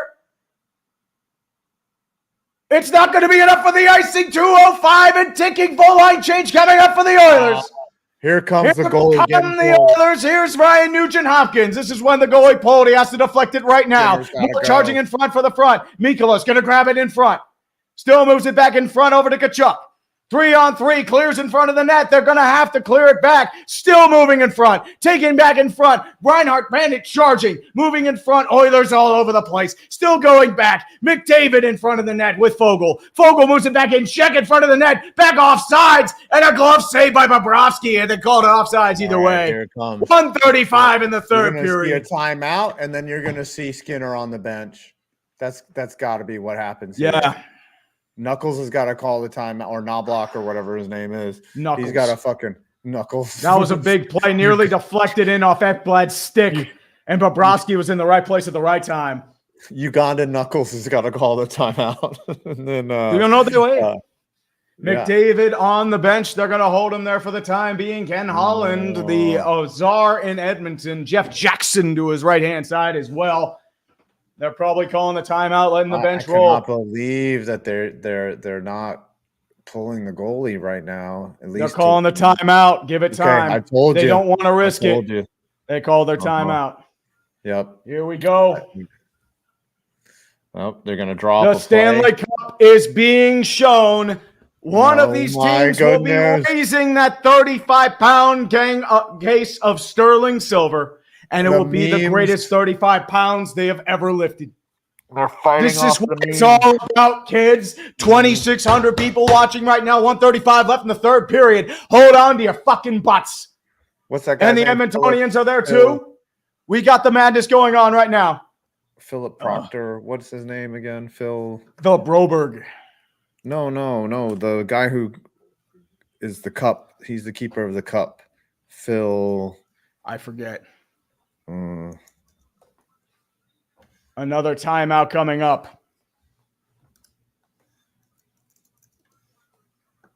Phil Pritchard. God damn it. Phil Pritchard. I've done videos on him. Why did I not remember? It's because I'm a stoner. That's what it is. Okay. Skinner's still waiting back behind the net. It's in the neutral territory, which is why he's not pulled. All the madness in Game 7. This is what it's all about. Draisaitl in the faceoff circle against Sasha Barkov. Whips back into the zone. Edmonton will clear. They won't win the faceoff, though. Bouchard will have to dump it in. 1:30 and ticking. Ekblad gets it back in his own zone. He'll clear it out of the zone. They're going to have to try and clear it. They can't, though. Luostarinen will get it now. Moves it back over towards Sam Reinhart. Reinhart back in front. Still waiting. Deflects it back, picked off, and deflected at the line. 1:13 and ticking, and now Stuart Skinner's rushing for the net. The empty net's coming on. T.S. Ekholm still waiting. It's intercepted. Tries to deflect it. Gets shot wide. 1:03 and ticking. Evan Bouchard back in front. Tries to clear the zone. They can't corral it. McDavid's going to take it. Tries to clear it back to Barkov. Drifts in front of the net. Can't get there, though. No icing call. 50 seconds and ticking. Evan Bouchard tries to reset. Still taking their time. They've got plenty of it. Dumps it back into the zone. Ekblad moves it back in front. Deflected by Hopkins. Still in front. Taken back over to the fact. Rodriguez tries to grab it. Can he get there in time? No, he can't. It does. Back in front. Moves back over to the side. Back behind the net. Back over to Tuchuk. Blocked in front. 28 seconds and ticking. Rodriguez flicks it back over. Deflected wide. 25 seconds and counting. Edmonton's going to have to press hurry. 20 seconds and counting. Evan Bouchard moves back over to the front. With speed comes Leon Draisaitl, dumps it in. Moves it back over to the front, still scrambling for it in front of the zone. 10 seconds. 9. Still going. Scrambling in front for the net. Still kicking for it. 5 seconds. 4, 3, 2. There's going to be no shot. The Florida Panthers, for the first time in franchise history, have overcome the memes. They have avoided madness. The Fox are flying in Sunrise. The Florida Panthers are Stanley Cup champions in 2024. Hey, it looks like the sun's going to come out tomorrow in Sunrise, Florida. Congratulations, Florida Panthers. You fought off one of the most epic collapses on earth. Good job, buddies. Good job, little buddies. You didn't choke like Kyle Shanahan, you little fucks. As I said, it's very hard, very, very hard to win 4 games in a row. But the Florida Panthers, after decades of incompetence, ineptitude, terrible management, you had Mike Keenan as a GM for a bit. You had that analytics stage in 2016, Trocheck being tripped, and then Dale Talon coming back and giving up guys like Jonathan Marchessault and Riley Smith in the draft, Bobby Lou slowly dying off.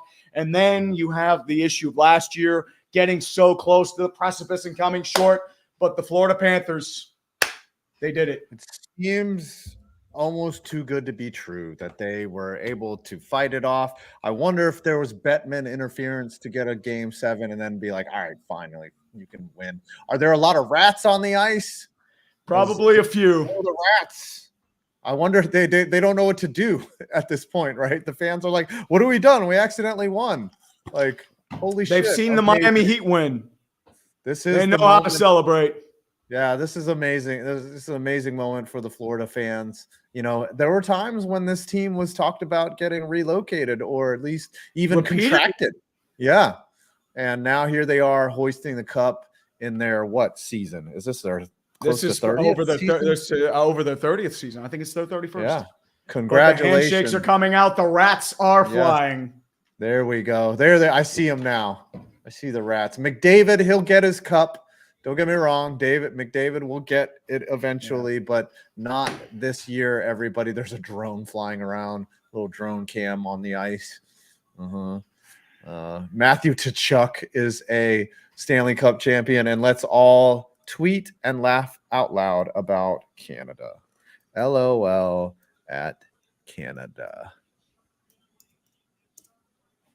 I'm going to tweet that. Yes, indeed. Congrats to the Florida Panthers.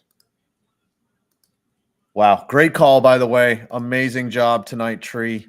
We had at peak now 22,000 people. We had 2,400 on your channel, 400 plus on Dumpster Fire, 18,000 people, sex bots on Twitter, and then 644 on mine. So thank you all.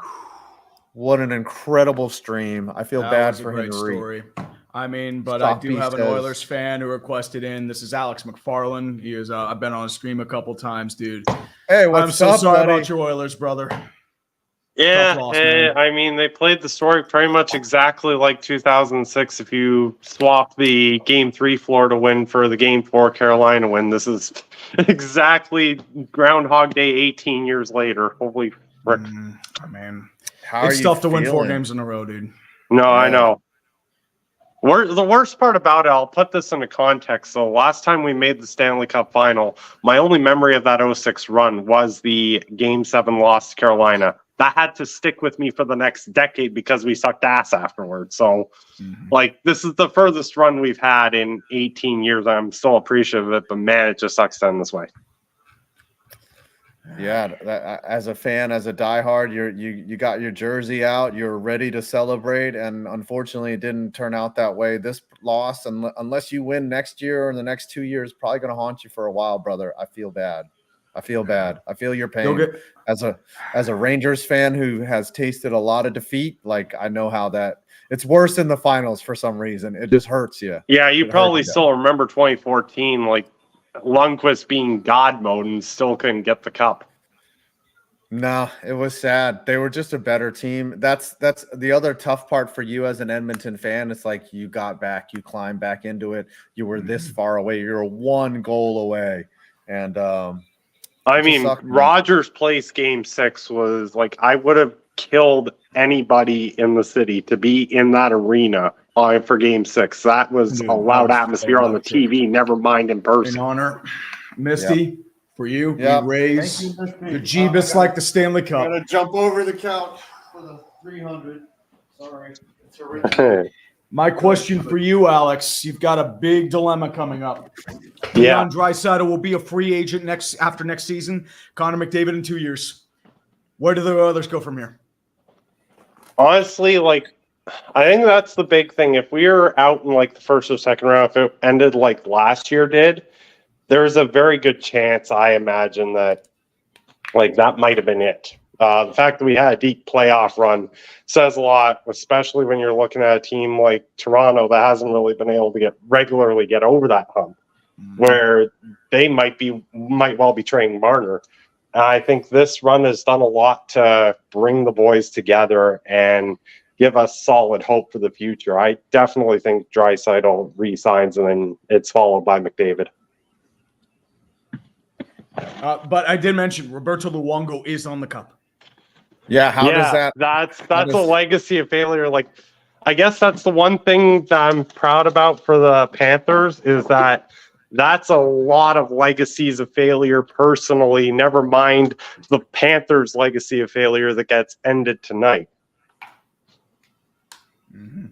I know the thing too is like a Kachuk is a Stanley Cup champion too. So wait, first Kachuk to ever win the cup, if you want to believe it. Keith did not make the cup final, I believe. How does Luongo get his name on the cup? How does that work? I think he has some sort of like front office role. Panthers. Oh, okay. Yes, so he does. I have a question. If you're like on long-term IR forever, like how Chris Pronger was, like, and say the team wins the cup, do you get your name on the cup too, or do they only? If with exemption, like there's certain exemptions that do get etched on the cup. But for the most part, like you either have to play 41 games in the playoffs or 41 games in the regular season or play in the Stanley Cup Finals. The Penguins have had this example happen several times. In 91-92, there were 3 players who did not play in the regular season, but they played a couple games in the Stanley Cup Finals. Dave Michaluk, Jock Callender, and Mike Needham. All three got their names on the cup because they played in the Stanley Cup Finals. And in 2015-16, Kevin Porter, who was like a fourth-line grinder, mainly AHL guy, played 41 games exactly at the NHL level. He got his name on the cup. And also that year, Pascal Dupuis, who suffered a career-ending injury that year. He played, I think, like 13 games. They got an exemption to put him on the cup. So they can allow exemptions for certain things. So I know Anthony Stolarz will be on the cup because he played in a cup final game. If the Oilers had won the cup, I think Gagne might have been petitioned to add on the cup because he only played 28 games. But you think of what Gagne means for the Oilers as one of the two remaining links to the heart of the decade of darkness. Him and Nuge on the 2011-12 team that would finish dead last for the third year in a row. Those were depressing times. And if we had won the cup tonight, I guarantee you, Nuge would have automatically been on the cup. I'm pretty sure Gagne, they would have petitioned for him because he means everything to the franchise aside from the 8-point night even. I think the thing too, would you have put Calvin Pickard or Jack Campbell on the cup? Pickard probably because he was the backup for most of the year. Campbell, I really actually don't think so. That probably wouldn't have happened because he got sent to the A quite early and then never got called up until postseason. And as a black ace, he never saw any action. Yeah, I like this this one. Where are they going to do the cup parade? Are they going to do it in Miami or in Sunrise? They'll do it in Miami. They will do it in Miami. Yeah. Okay. Anyways, hey, wonderful stream. I gotta bounce. I loved the show, and we'll talk tomorrow about clickbait and all that stuff. Love you, brother.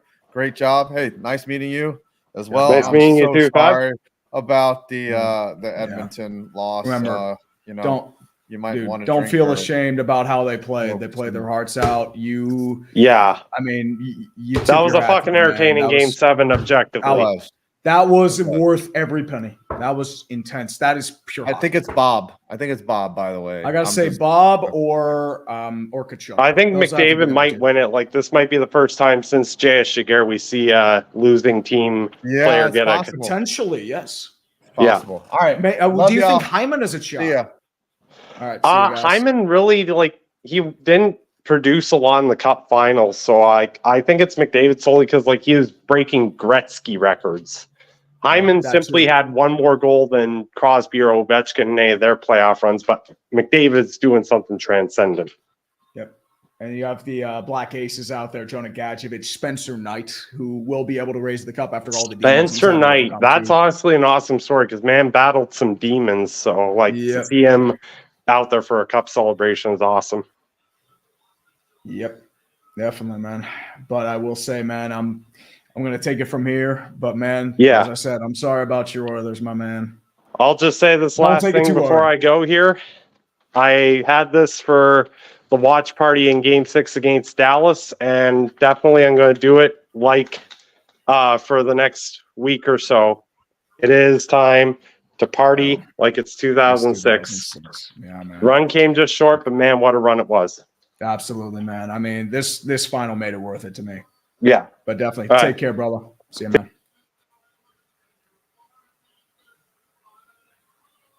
Oh, here we go.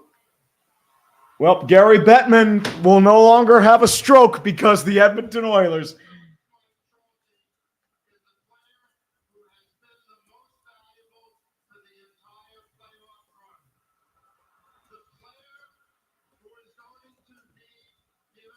Yep, here we go.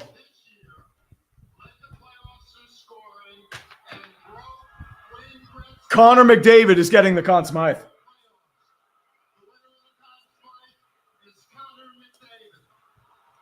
Ooh, Connor McDavid with the Conn Smythe. First time that somebody has not won a cup while winning the Conn Smythe since J.S. Giguère in 2003. What a bitter send-off. Connor McDavid had a hell of a performance.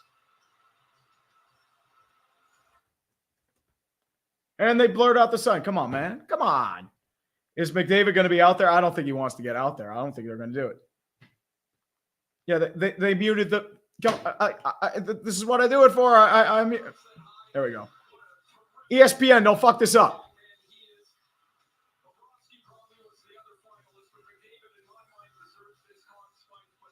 Yeah. Yeah, I mean, it's bitter because I'm surprised by that.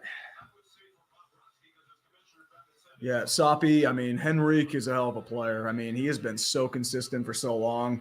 And, I mean, he toiled on Anaheim for a long time. He was on some really bad Duck teams. But, I mean, he comes up short again. That's the coolest thing. Lakers passed over as winningest NBA team. Canada denied a Stanley Cup again. It's a good year so far.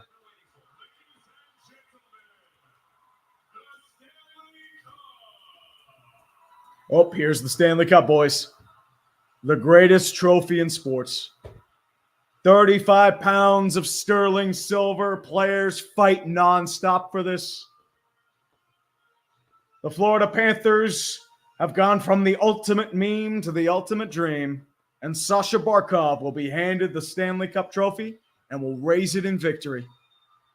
Hell of a season by Florida. I mean, it got scary there for a moment, but they are going to party their hearts out. They are going to South Beach, and they are going to have a mad time. And you know what? They are they've experienced immortality. Dude, get this fucking dude. Stop fucking this up, ESPN.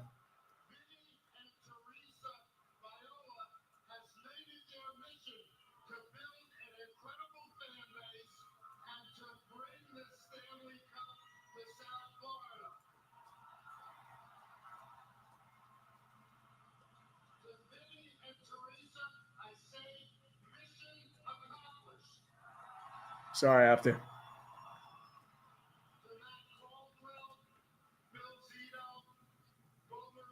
And now they're just talking off nonstop. Connor Akers go up 3-1, lose games 4-6. Have everyone assume reverse sweep and prove them wrong in game 7. It's a Miami sports thing since the Heat did it last year. Yep. Matthew, thanks for coming out, brother. Appreciate you. No Falcon graphic. Panthers are champions. Cherish it, boys. This would have been the official logo if they had lost. The ultimate meme loses, but we do get other memes too. We get some consolation memes. We get the Corey Perry Invitational. We keep our classic Canadian team not winning the cup meme. We got Connor McDavid carrying a team. But Florida, they earned it. I was scared there for a moment, but they earned it. And here we go. Sasha Barkov shaking the hands of Gary Bettman. The fans will explode, and Sasha Barkov is a Stanley Cup champion. Go get him, man. Go fucking get him. And they are really fucking up this presentation. They didn't even get the first lift. Yeah, ESPN is really fucking up this presentation. Like, they've had a bunch of technical errors. They had like a point where they were just showing the main screen. They missed the opening lift of the fucking cup. Like, what are you doing, ESPN? Jesus.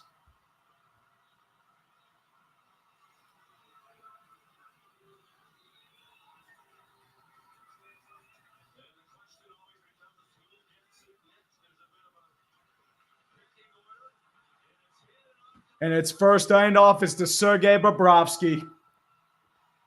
Playoff Bob is no longer a meme. What?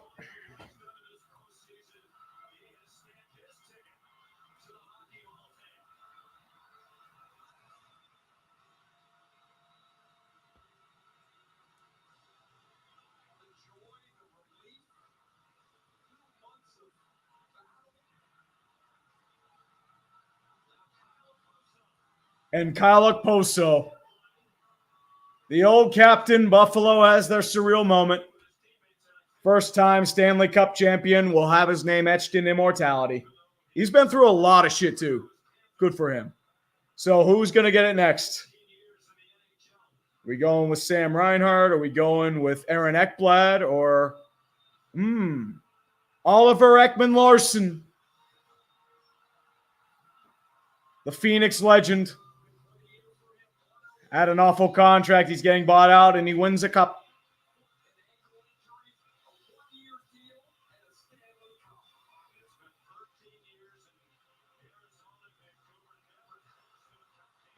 And now back over to Dmitry Kulikov, one of the original Florida Panthers, drafted in 2009, I believe. First-time Stanley Cup champion.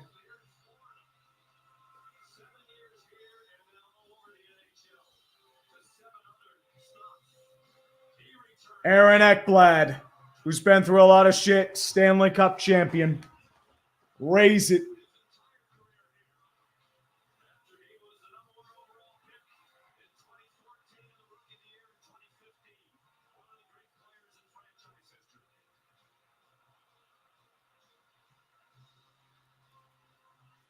Yep, this is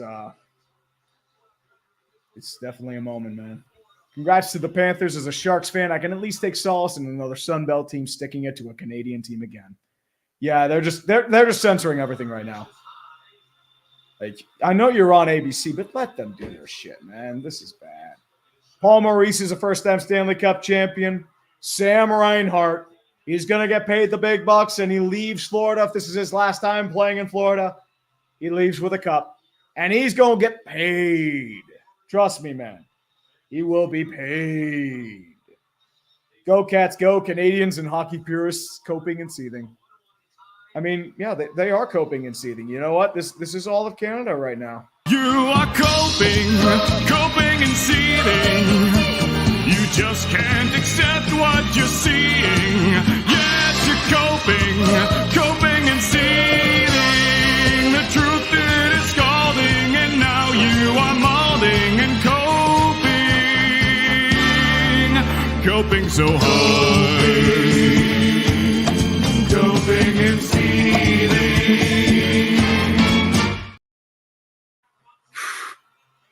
Matthew Tkachuk raising the Stanley Cup. Yep, Canada definitely coping and seething. But I mean, honestly, dude, if I'm like Edmonton, I have no shame in this run. You took a team up 3-0. You were dead to rights. You took them to the fucking brink. You can't ask for anything more. As I said, it's very tough to win 4 games in a row. Very tough. That's why reverse sweeps have only happened 4 times in the NHL's history. It's only happened 5 times between the NHL, NBA, and MLB. And Tarasenko is a 2-time Stanley Cup champion. Not the headliner in St. Louis, but he's a gunner, a hired gun. And it's worth it.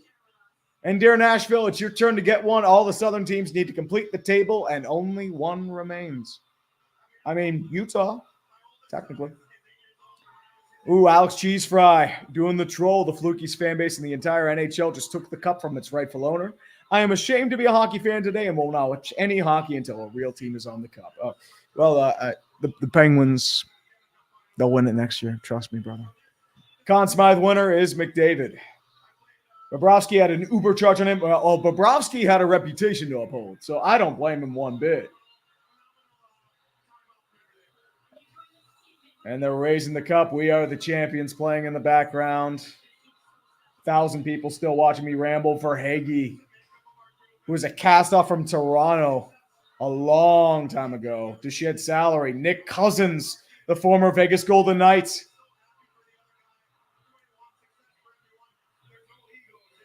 And they raise it. Blake L. Hershey won the Calder Cup back-to-back. Hershey's been they nearly got reverse swept too, but they won their game 7. Did something else hockey-related happen tonight? CAPS. Mm-hmm. And Niles Yenzo, who knew that in the span of 9 months, we see 2 teams win their first titles. I mean, the Texas Rangers was a little more, a little less dramatic.